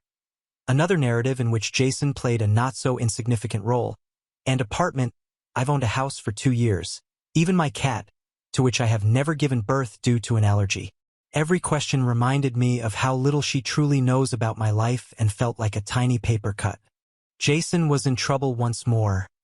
When she struck me with it, I wasn't shocked. Jason seems to get into problems all the time. However, I didn't anticipate this. He had apparently accrued $40,000 in debt. Not the kind of debt that can be dismissed as young folly, such as credit card debt or student loan debt. No, he had borrowed from some very dubious individuals, and they were now sincerely demanding their money back. My mother's voice broke as if she were going to cry, which I'm sure she believed would get me to give in. It has worked numerous times. She wasted no time in heaping on the guilt. "You've done so well for yourself. You've always been the strong one. Jason's not like you. He needs your help. He's sensitive, you know how he gets when he's under pressure." As I sat in my home office trying to take in what she had just said, I looked out the window at the neighborhood that I had worked so hard to afford. $40,000? How could anyone possibly accumulate that much debt?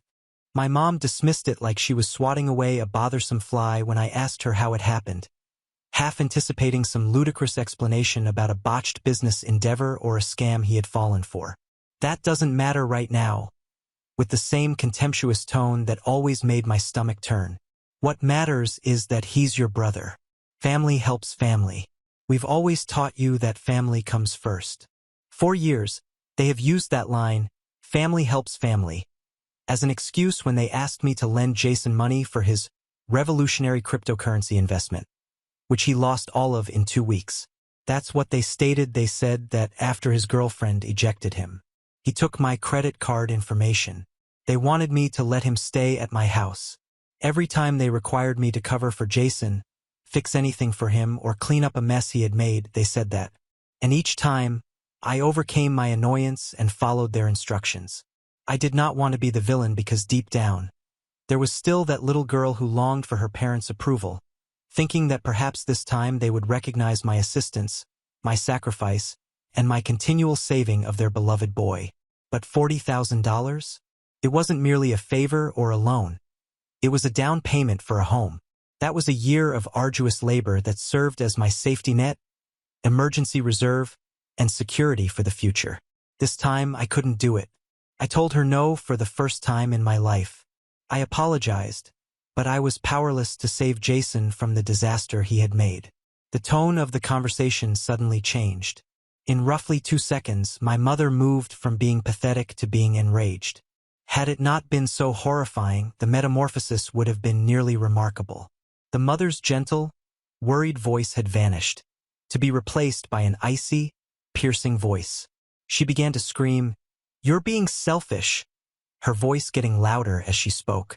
"After everything we've done for you, this is how you repay us? You're abandoning your family when they need you most." The nuclear option was even mentioned by her. "Do you want his blood on your hands? He borrowed from some nasty folks. What would happen if he did?" The manipulation was so obvious that it was quite comical, nearly. However, her attempt to hold me accountable for Jason's bad decisions again was not amusing, as though his choices, errors, and total lack of accountability were somehow my fault. Then I ended the call. I was no longer able to listen to it. My chest felt constricted as if someone were sitting on it, and my hands were shaking so much that I could hardly press the end call button. However, behind the familiar burden of familial expectations, the shame and the fear, there was comfort. I was relieved that I had maintained my position for once. I've put in too much effort to be brought down by the poor decisions of others. I've devoted years to developing my job, becoming self-sufficient, and establishing a life apart from serving as Jason's safety net. I simply couldn't bear the idea of discarding all of that, of maybe jeopardizing my own financial stability to allow his recklessness to continue. However, the problem with growing up in a dysfunctional home is that guilt creeps in almost instantly, even if you know you're making the right decision and are positive you're acting in your own best interests. Even though I know I'm not the bad guy, my family has a way of changing the facts, making me doubt my own judgment and making me feel that way. And it was the same this time. I can't get rid of the thought that perhaps I made the wrong choice, even though I said no, and no, it was the right one at the moment. Confronting my family seemed like the correct thing to do, but now I'm left wondering if I've made things worse. But what if they're correct? Could I be being self-centered? What if Jason does suffer as a result of my refusal to assist? The logical side of my brain understands that I have no responsibility for my brother's decisions or the results of those decisions. However, a part of me that is still that young child begging for her parents' approval continues asking herself, what if? To be honest, I have no idea what will happen next. That call was only the beginning. I was totally unprepared for what transpired next. I suspect that this is not the end, particularly with Jason. My parents have never been good at taking no for an answer. I'm trying to remain strong, though. I'm trying to keep in mind that I have the right to defend my future and myself. As this situation develops, I suspect I'll require additional guidance. I'll provide an update shortly. Update 1. First of all, I want to thank everyone who left encouraging comments on my previous post. To be honest, I didn't anticipate such a strong reaction. The previous week has seen a sharp increase in tension, and not in a positive way. Do you recall that I sensed this wasn't the end? Yes, I was correct. As soon as I hung up on my mom, the harassment campaign began. Initially, it was just a flurry of text messages, the typical guilt-tripping fare. Then, however, things became considerably more sinister. My bank notified me of the unusual behavior last Tuesday. Someone had tried to use what seemed to be stolen personal information to get into my account. I received a direct call from the bank's fraud department. They claimed that a huge transfer attempt using my credentials had been detected by their security system due to the suspicious IP address. The fraud investigator told me that the person who attempted to access my account had my mother's maiden name, my social security number, and even the name of my first pet, all of which are standard security questions. Jason would be the only one with access to all that information. Upon realizing that my own brother would attempt to steal from me, I promptly updated all of my security questions and passwords. Very difficult. Money was no longer the only factor in this. This was a completely new kind of betrayal. This is where it becomes even more bizarre, though. One of the few relatives with whom I truly get along, my Aunt Catherine, gave me a call yesterday. It seems that my parents have been giving a totally different account of what happened to everyone in the family. They have portrayed me as some cold-blooded monster who is living in luxury while her brother suffers. And they claim that I am hoarding my fortune while poor Jason is fighting for his life. My aunt called to hear my side of the tale, happily not believing it. God bless sensible family. She was startled when I told her about the attempted bank fraud. She also disclosed information that I was unaware of. It seems that Jason had attempted to borrow money from multiple family members in recent months, each time claiming a different reason for his need. He told a wide range of stories. He told our old grandma that he needed money to pay his medical fees. It was for a sure-thing investment opportunity, according to our cousin Mark. It was to launch a modest business, according to our Uncle Steve. He informed our parents that he owed money to dangerous people, but none of these allegations fit. But this morning was the real kicker. My dad sent me an email, which was the first time he had spoken to me directly since this whole situation began. It was icy, cunning, and to be honest, a little menacing. This is a portion of his writing. Your actions are forcing us to reconsider your position in this family. Your mother and I have always provided for you, supported your education, and given you every opportunity to succeed. Your current success is a direct result of our sacrifices. If you continue to abandon your brother in his time of need, there will be consequences. Think carefully about your next move. The part about them funding my education made me laugh. My student loan payments are still ongoing. However, the warning was unmistakable. Assist Jason or risk being cut off from the family. They believe they can control me by threatening to isolate me, so they are attempting to use familial ties as leverage. They don't seem to realize that I've been essentially cut off from them for years. We have always had a conditional relationship. I have to take care of Jason, I have to play the part they put me in, and I have to accept their perverted definition of family devotion. I have discussed the attempted account hack with the IT security team at my firm. They are assisting me with protecting all of my gadgets and accounts connected to my job. Additionally, I've begun recording every single text, email, and voicemail. Even if I find it hard to believe, I must gather proof against my own family. The most bizarre aspect of it all. Jason's girlfriend, or ex-girlfriend, depending on their present situation, sent me an SMS. Jason has been acting strangely recently, she told me. We've never been close, but she was worried enough to contact me after hearing him make cryptic remarks about getting what's his and teaching people lessons. This weekend, I'm going to install security cameras at my house. I may be too cautious, but I'm not taking any chances in the wake of the bank account disaster. I never imagined that I would need to defend myself against my own family, but I suppose that's where we are at the moment. $40,000 is only the beginning for those who are wondering why I don't just pay the money to make this all go away. Even if I wanted to, which I don't. According to my aunt's disclosures of Jason's previous borrowing attempts, his overall debt is likely substantially larger. Helping my brother is no longer the goal of this. It's about supporting a detrimental behavior pattern that must end. Next week, I have an appointment with a financial advisor to go over all of my accounts and implement additional security measures.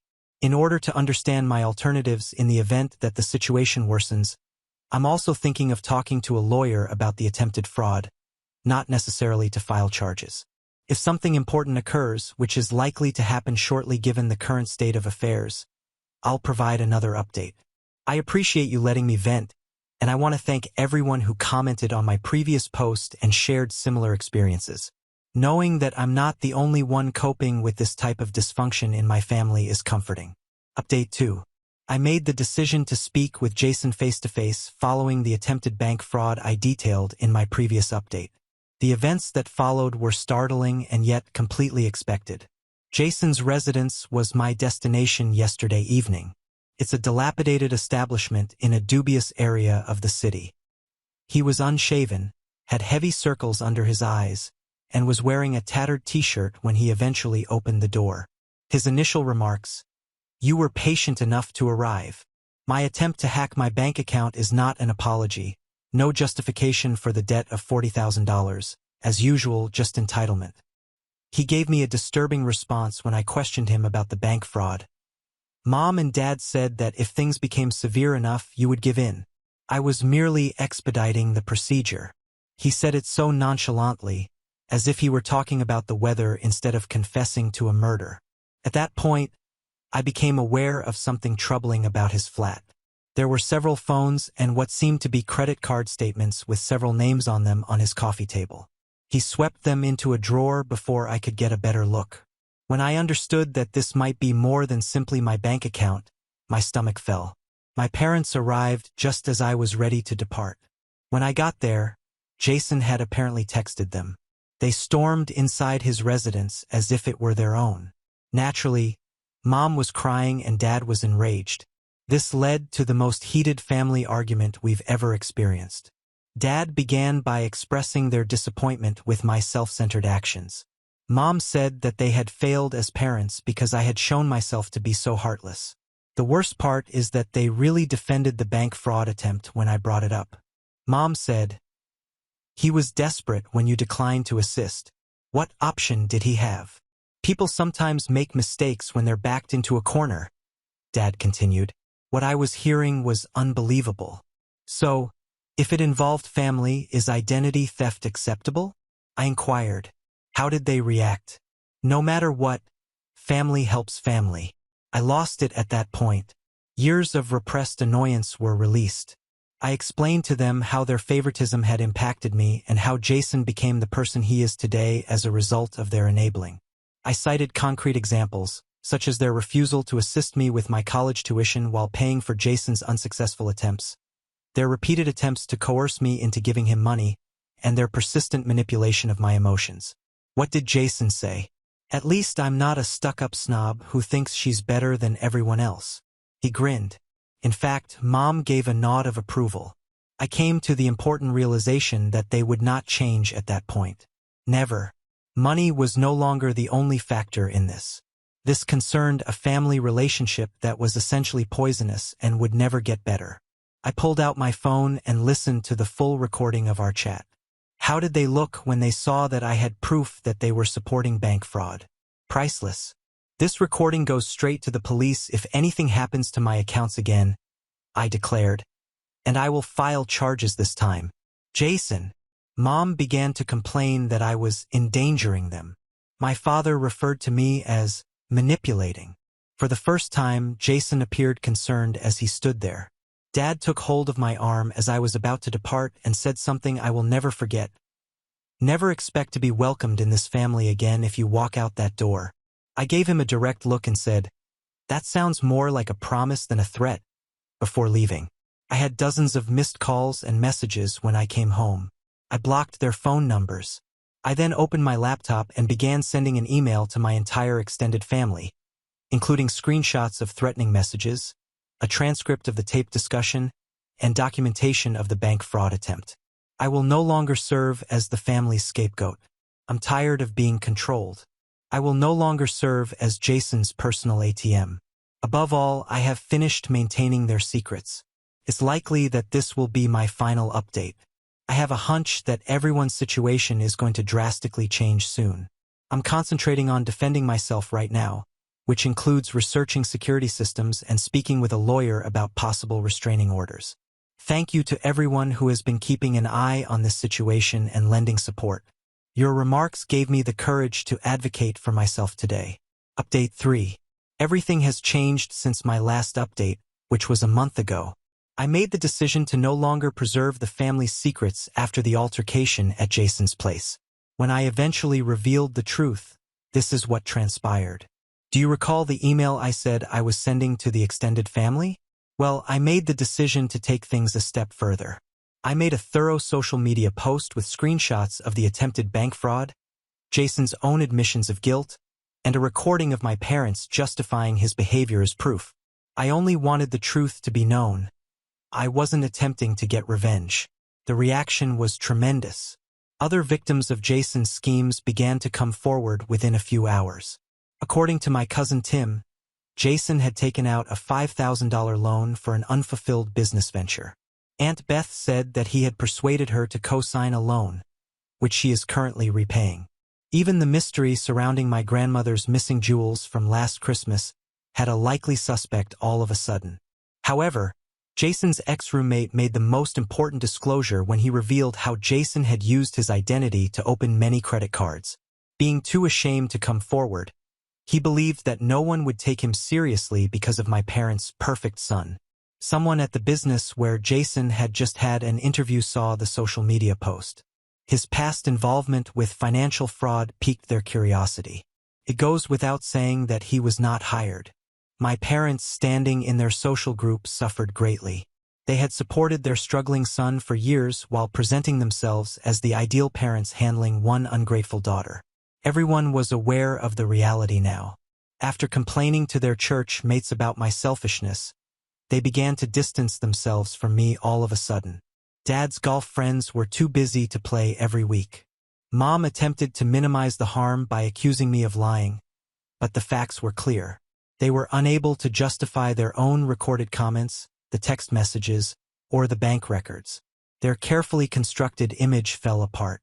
When Jason's current roommate viewed the post, it was the real game changer. When he consented to share his apartment, he was unaware of Jason's past. Jason received an eviction notice within a week. People don't want to live with someone who tries to commit bank fraud, it turns out. According to what I've been told, Jason works 3 jobs to pay off his debt. He is finally being held accountable for his acts, and his credit has been damaged. Surprisingly, my parents have stopped using social media. No more quotes about ungrateful kids or passive-aggressive posts about family values. Everyday life has never been better for me. That job promotion I applied for, I understand. I've been able to concentrate on my professional and personal development without the continual drain of family turmoil and money exploitation. What a concept. I'm finally meeting someone who respects and understands boundaries. Mom and Dad no longer discuss me at all, according to the few family members I still communicate with. Put an end to guilt tripping. No more attempts at manipulation. At last, they've realized that sometimes social accountability is the result of acts having repercussions. To everyone who has to deal with toxic family members, sometimes letting the truth speak for itself is more effective than going to court. The wrong people will come out and the right people will listen. Legal repercussions were not my family's biggest fear. Rather, it was the public discovering who they really were. By speaking up instead of keeping quiet, I not only freed myself from their control but also gave others the confidence to defend themselves. We appreciate everyone who has supported and followed this adventure. I feel really free for the first time in my life. It's acceptable when the family you were born into isn't the one you need. Now I'm assembling my own network of people that respect integrity, accountability, and sincere concern for others. My last update will be this one. Now that the story is over, I'm prepared to begin a new chapter free from guilt, deception, and the never-ending weight of providing for others. And what do you know? No lawsuit ever could make that feel better. Now on to the next story. Story 8. Stepdad's birthday gift turned nightmare. Hidden camera found in clock, the shocking truth about who really planted it. For my 18th birthday, my stepdad gifted me a clock. When I discovered a hidden camera inside, I fled, suspecting him. But I later found out the new assistant was responsible for spying on me. I'm 18 and live with my mom and stepdad, Joshua. My mom married Josh 6 months ago after a rough divorce with my dad, who had an affair. It was a messy situation, and now neither my mom nor I have any contact with him. Josh has been a family friend for as long as I can remember. I never suspected he had feelings for my mom, and I don't think anything happened between them before the divorce. Growing up, I called him Uncle Josh and spent time at his dental practice, so it was a bit of an adjustment seeing him as a father figure.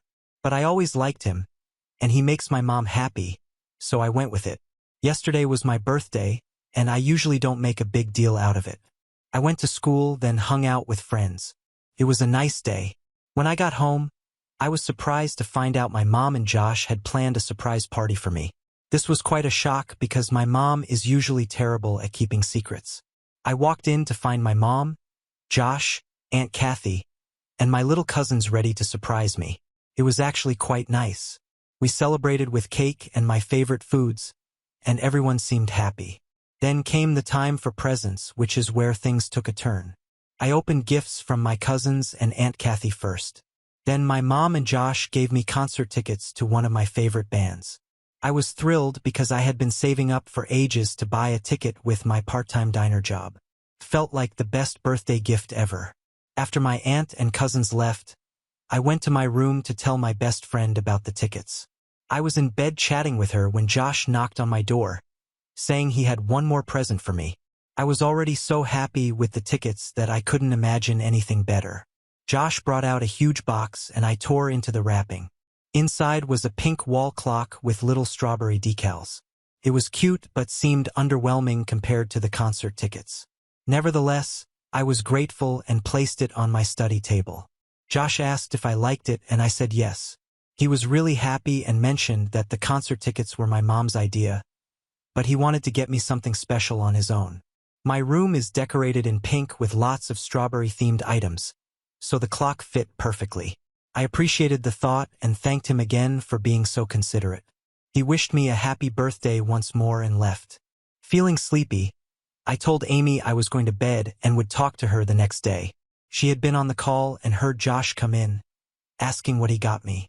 When I told her it was a clock, she insisted I show it to her. I promised to send a picture the next morning, but she was persistent. So I agreed to take a picture and send it right then, even though I didn't want to get out of bed. She would have to settle for a terrible, dark picture with my flash on. My study table is right beside my bed, so when I'm lying down, I can just barely reach it. Feeling extremely lazy, I decided to stretch out and snap the picture from bed. That's when I noticed something really odd. My room was pitch dark. I don't have any night lights or fairy lights because I need complete darkness to sleep. I grabbed my phone, opened the camera, turned on the flash, and aimed it at the clock. That's when I saw it. A small bluish light on the clock. The time flashed in a soft pink, but there was a noticeable blue light. I found it strange but didn't think much of it. I took the picture, sent it to Amy, and tried to sleep. I was almost asleep when I remembered something from a movie or TV show and instantly sat up. I glanced at the clock again, did a quick search on Google, and attempted to take another picture, this time with my front camera. Guess what? The same blue light confirmed it. There was a hidden camera in that clock.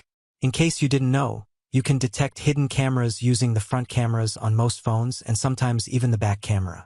I'm not sure exactly where I learned this, but I'm a huge fan of crime documentaries, so maybe I picked it up from a show or something. I was convinced there was a camera in that clock, and it was recording me. I felt a knot in my stomach. I didn't know what was going on. Why would Josh give me something like that? Someone might have been watching me right then and there. That thought snapped me out of my shock. I got up, threw the clock in the trash, and when I returned to bed, I was trembling and confused. I didn't understand what was happening. It all seemed surreal. I didn't know what to do, so I called Amy and woke her up. I explained what happened, and she was just as freaked out as I was. We stayed on the call for a while, and she suggested I call the cops because clearly Josh was some sort of creep, and who knows where else he might have hidden cameras. The thought made my stomach churn. I considered going straight to my mom and Josh to tell them what happened, but I was so confused and scared at that moment, it almost felt like a nightmare. Amy and I ventured online to locate a particular clock on a dubious website. After some thorough searching, we finally found it. The site was filled with eerie surveillance gadgets and similar items. The most unsettling part was spotting stuffed animals there, which made me even more uneasy since I own many stuffed animals, some gifted by my mom and Josh over the years. It made me wonder if any of them could have hidden cameras. I began feeling like everything in my room was watching me. It was one of the most distressing experiences I've had. Unsure of what else to do, I gathered all the stuffed animals that I hadn't bought myself, along with the clock, stuffed them into a trash bag, and got rid of them. Feeling physically ill, I decided to just sleep it off and handle it in the morning. I took some melatonin, played some white noise, and tried to sleep. I don't remember when I fell asleep, but I know it wasn't much. My mom woke me up shouting my name. Disoriented, it took me a moment to understand that she was yelling about the wall clock. She said Josh found it while taking out the trash that morning and was deeply hurt by my actions.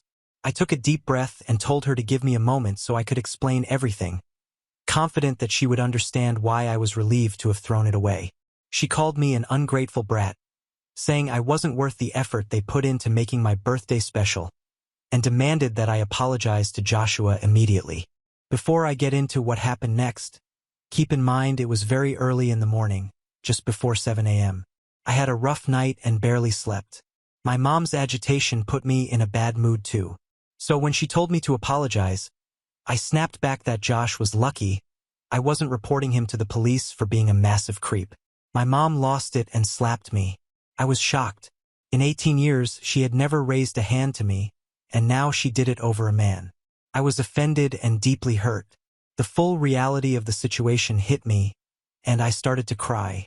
My mom thought I was crying because of the slap, but it was more than that. I was overwhelmed and needed her support, but she only made things worse.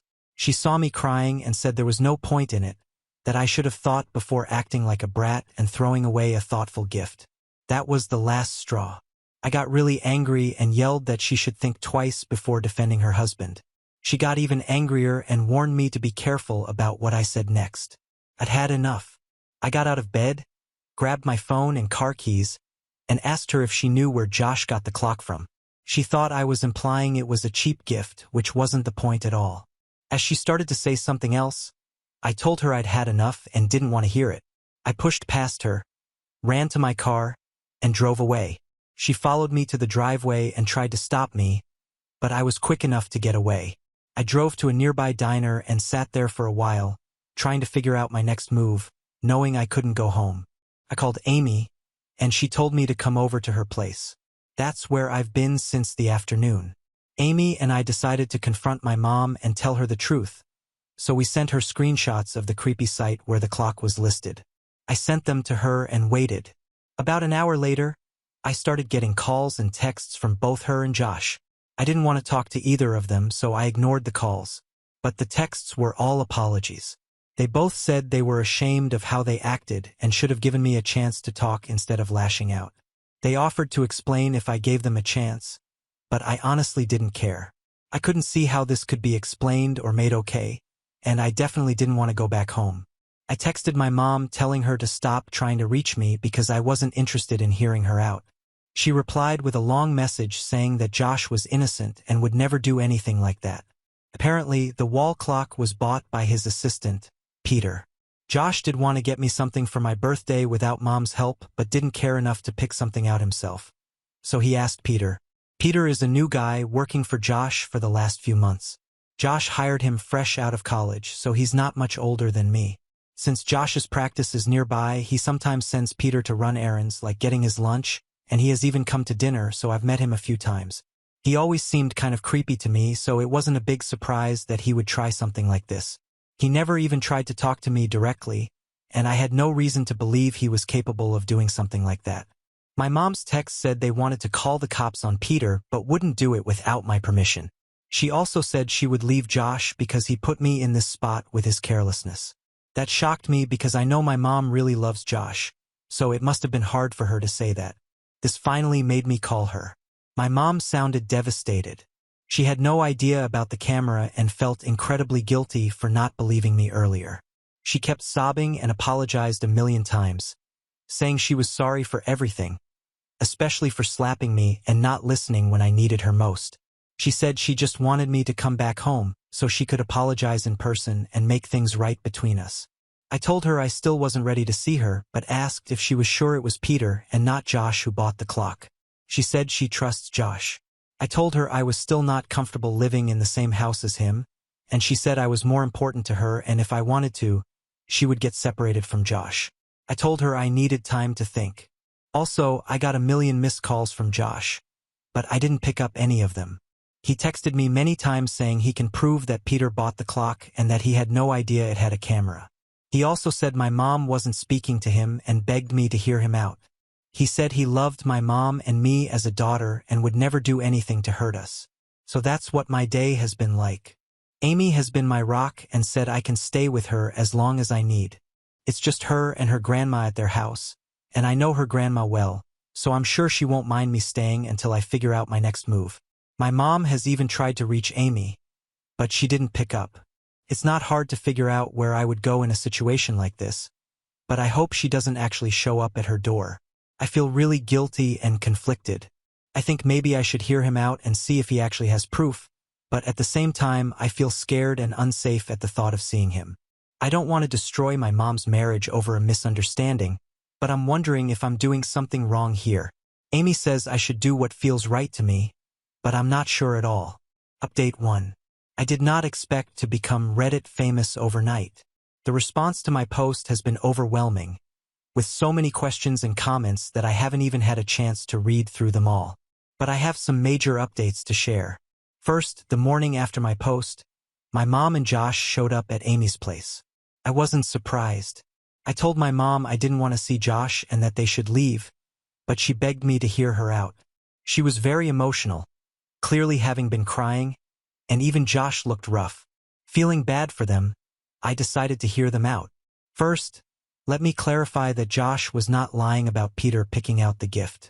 He showed me texts between them.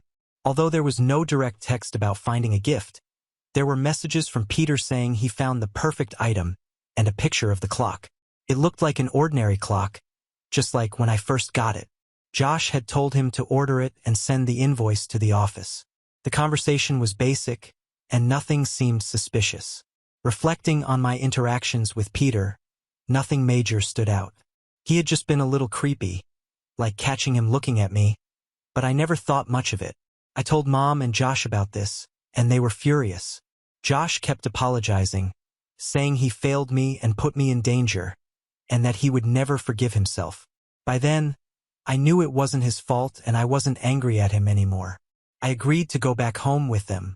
I can't believe I almost ruined their marriage over this. It's gross to think that some random creep was trying to spy on me, and the thought of him seeing me gives me chills. This whole situation is a nightmare. We decided to go to the police. We have enough proof to ensure Josh isn't caught up in the investigation, and he's willing to do anything to get me justice. We're going to the police tomorrow morning. The clock is still in the trash because we don't want to alert Peter if he's still watching. I'm nervous, but at least I have support. I hope they catch him and teach him a lesson. I'll try to post an update. Some of you suggested not trusting Josh, thinking he might be in on it with Peter and now trying to shift the blame. I understand your concerns, but I trust him. Peter has been a creep for as long as I've known him.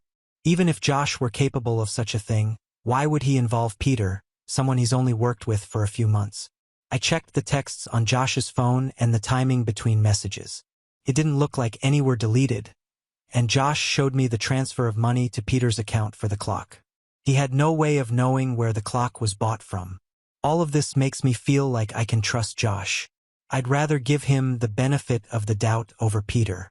Sure, Josh should have been more careful and picked out the gift himself, but that doesn't make him a criminal. Peter wouldn't take the fall for Josh because there's enough proof to get him in trouble. The investigation will reveal the truth. Regarding how Peter knew I would like that kind of clock, Josh mentioned that he told Peter to look for something pink and preferably with strawberries. It's not a hard guess for anyone who knows me. I love pink and have a lot of strawberry-themed things. It's just part of my personality. But instead of focusing on that, we should be more concerned that these products even exist. Many of you have asked me to name the site where the clock was bought, but I don't want to cause trouble. However, you can easily find it if you search for hidden cam clocks online. Amy and I found it pretty quickly that night. Update 2. We called the cops on Peter, and he got arrested. Thank you to everyone who offered advice and support on my previous post. After reading your comments and discussing it with my mom and Josh, I realized I couldn't just let this go. I felt shaken and scared, but I knew I needed to act to protect myself and possibly others. I talked with Amy and realized he might be doing this to other girls, maybe even minors, which made me more determined to stop him. After having breakfast and gathering my thoughts, I decided to call the police. My mom and Josh stayed with me for emotional support. I explained everything to the dispatcher. The hidden camera, the suspicious clock, and my confrontation with my mom. They took it seriously and sent 2 officers to our house to take my statement. The officer was very understanding and professional. I was nervous about how it would go, but the officer just asked me to describe the clock in detail and any other suspicious items. He asked about my interactions with Peter, and I told him everything I could remember, though there wasn't much. I also mentioned the website where Amy and I found similar spy devices. The officer assured me they would investigate thoroughly. We shared the text exchanges between Josh and Peter, showing that Josh asked Peter to pick out the gift. The officer said they needed Josh to go with them for questioning. Josh agreed immediately, reassuring us that there was no need to worry and that he would be back soon. After taking my statement, the officer asked if I felt safe staying at home and if I had any friends or family I could stay with. I told him I trusted my mom and Josh and felt all right. He told me to contact them if I felt unsafe. They also needed to search our house for other possible hidden cameras or suspicious items. The police conducted a thorough search, particularly in my room, but found nothing besides the clock and some stuffed animals I had thrown away. Peter claimed that none of the other items were bought by him, and my mom confirmed that most were bought by her. The police went through them but found nothing suspicious. They didn't find anything else in the house, which visibly relieved my mom. When the police confirmed there were no other objects of concern, Josh left with the cops and came back after a few hours. When I asked what happened, he said it was all routine. They asked if he wanted a lawyer, which he declined, and mentioned he might be called in again. The cops also wanted my mom to come in for standard questioning the next day and needed me to come in too for paperwork and other details. Peter was arrested at his home and is now under investigation for invasion of privacy and related crimes. I don't know much about the ongoing investigation, but I hope he confesses or they gather enough evidence to convict him and prove Josh wasn't involved. It has been an exhausting day, and I just want all of this to be over soon. My mom and Josh have been very supportive, giving me space to process everything. We've also hired a lawyer whom I'll meet tomorrow. I'll try to provide an update, but it might take a while as I need time to process everything and wait for more definite developments. Update 3. It has been 4 months since my last update. I've been really busy, so I apologize for the delay. First, Peter was found guilty, and we pressed charges against him. He didn't put up a fight and admitted to buying the camera clock without Josh's knowledge to spy on me. The only silver lining is that we found no evidence of him doing anything similar in the past. Since I was a minor when Peter first started working for Josh, he didn't bother to delete his search history. The police found the site with surveillance devices on his computer. More disturbingly, they also discovered that he followed me on almost all my social media using fake IDs. I had no idea about this, and it really creeped me out. He admitted that he had a crush on me when he first saw me, which is extremely creepy because he was an adult, and I was only 17 at the time. The police didn't find any evidence of him doing anything except following me on social media while I was still a minor. He said he knew he couldn't approach me directly, so when Josh asked him to pick out a present, he came up with this disgusting plan. I don't even want to think about what would have happened if I had not noticed the camera that night. Since he had no prior convictions or criminal charges against him, this was considered a misdemeanor rather than a felony. Despite our efforts to charge him with a felony, he only spent a few days in jail before being bailed out. I am quite disappointed with how things turned out, but at least his actions are permanently on his record. That's all I can tell myself. Over the past few months, I've been focusing on school and getting into college. I am also going to therapy to deal with the trauma of what happened. I am grateful to have my mom, Amy, and Josh supporting me through all of this. Now on to the next story. Story 9. Caught my husband making out with our best friend in our driveway and then found out that their affair started 10 years ago, so I filed for divorce, and a year later they're together. I recently found out that my husband, 42M, is cheating on me with our married best friend, 32F. She is the godmother to our 4 children. They don't know that I know, but I caught them making out at the end of our driveway when he was seeing her off after dinner with our family. We live on a small acreage, and the driveway is a long way off from the main house. She had forgotten some crockery at the house, and I decided to walk it over because for some reason the two of them always took a while to say goodbye. Now I know why. That's when I saw them, lit by her car's headlights, making out in the front seat, with our best friend straddling my husband. In shock, I didn't know whether to throw her Pyrex at the car or just walk away. I decided the latter and was too shocked to cry or be angry. When my husband got back, I had to pretend like everything was normal. I know that it's stupid, but I couldn't sleep that night and decided to go through his phone. She was obviously under a pseudonym, but I found a handful of their messages dating 2 or 3 years. Her husband doesn't know. He's currently posted overseas as a diplomat. I'm sick with rage and betrayal. I'm lost and have no idea what steps to take next. Comments where OP has replied. Commenter 1. Collect proof before you blow your lid. It'll give you options. OP. I want to know too if her husband has any suspicions without telling him. There are a lot of messages exchanged between them. Pictures have been deleted, but I'm assuming they were nudes. My husband tried to bury their conversation in archives, but I found it, and there's enough there for me to be able to screenshot when I have another chance. He's conveniently got a work trip on Friday. I'll ask my now ex-best friend if she's available. If she's not, I think I might know why, but need hard proof. Commenter 2. I'm so sorry, OP. That's a double betrayal. If divorce is an option for you, then collect the proofs and get a lawyer. If not, still collect the proof and confront them when you feel ready. Virtual hug. Update 1. Wow, didn't expect this much support. It's really overwhelming. Just to clarify a few things. This is a private account I created just for this post, away from my usual account because I was scared it would be traced back to me. I want to remain anonymous as much as I can. I don't live in the US, but in Australia.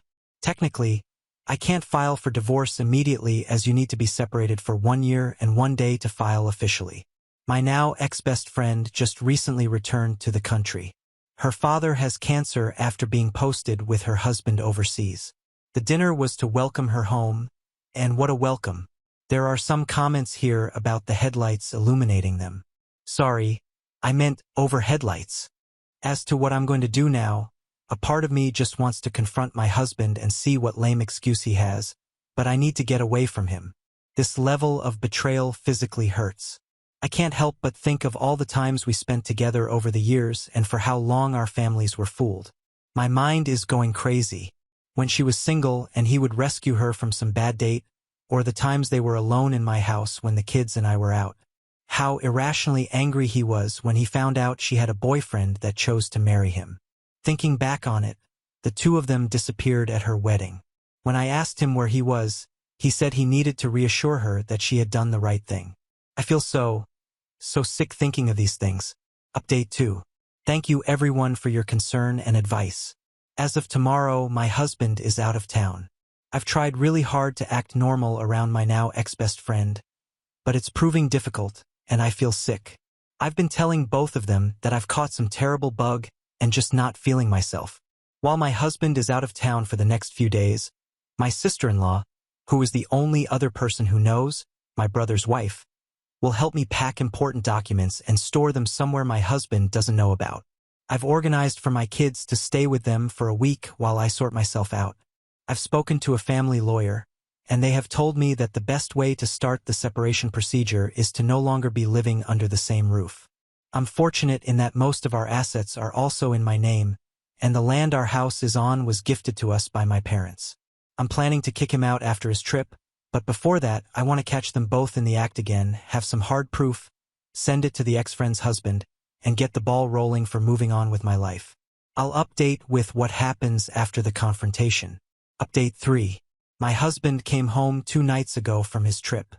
While he was gone, I had organized a lot of the important documents, e.g. financial, birth certificates, passports, anything that he could potentially use to try and get more than what he deserves. They are now safely stored, and my kids have been staying with their aunt and uncle for the past few days. I had packed all my husband's things, and he has been really good at keeping his tracks clean because there was no evidence of his affair within his stuff.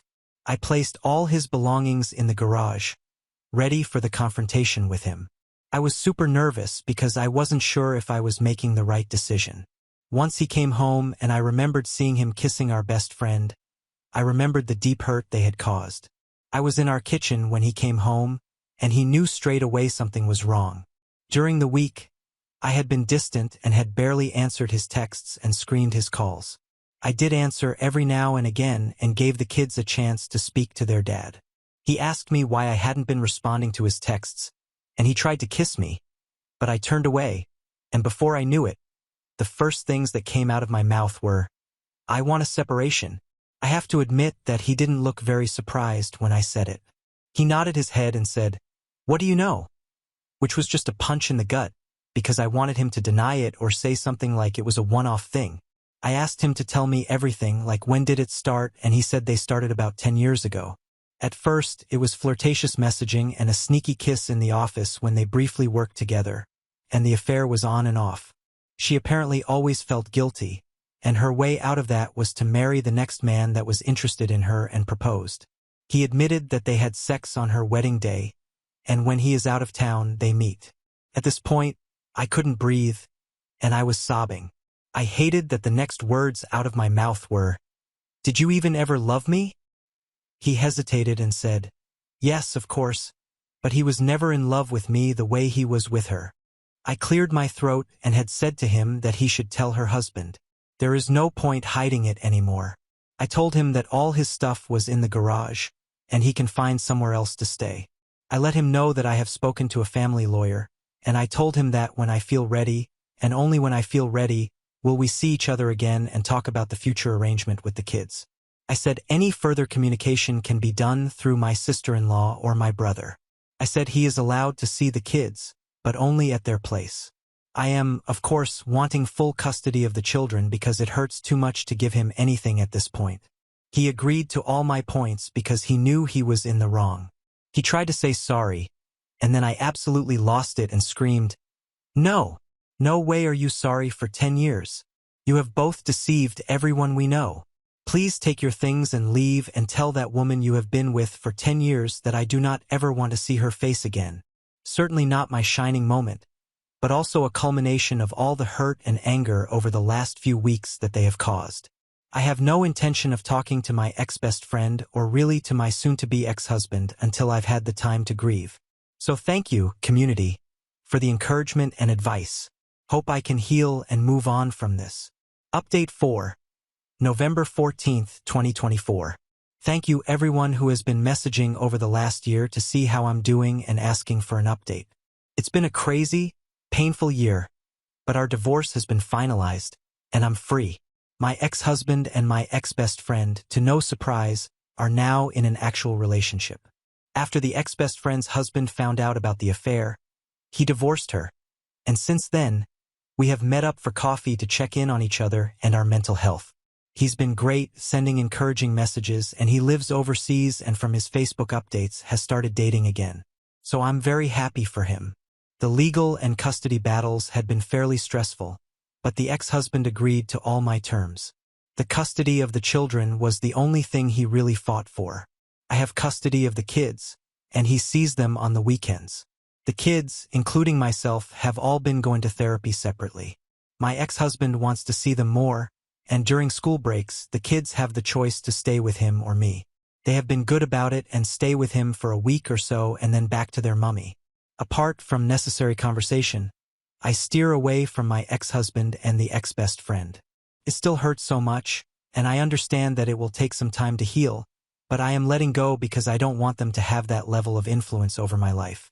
I decided to sell the property we were living in and move closer to family and friends because, as you know, it takes a village, and I have been extremely grateful for the support I have received over the last year.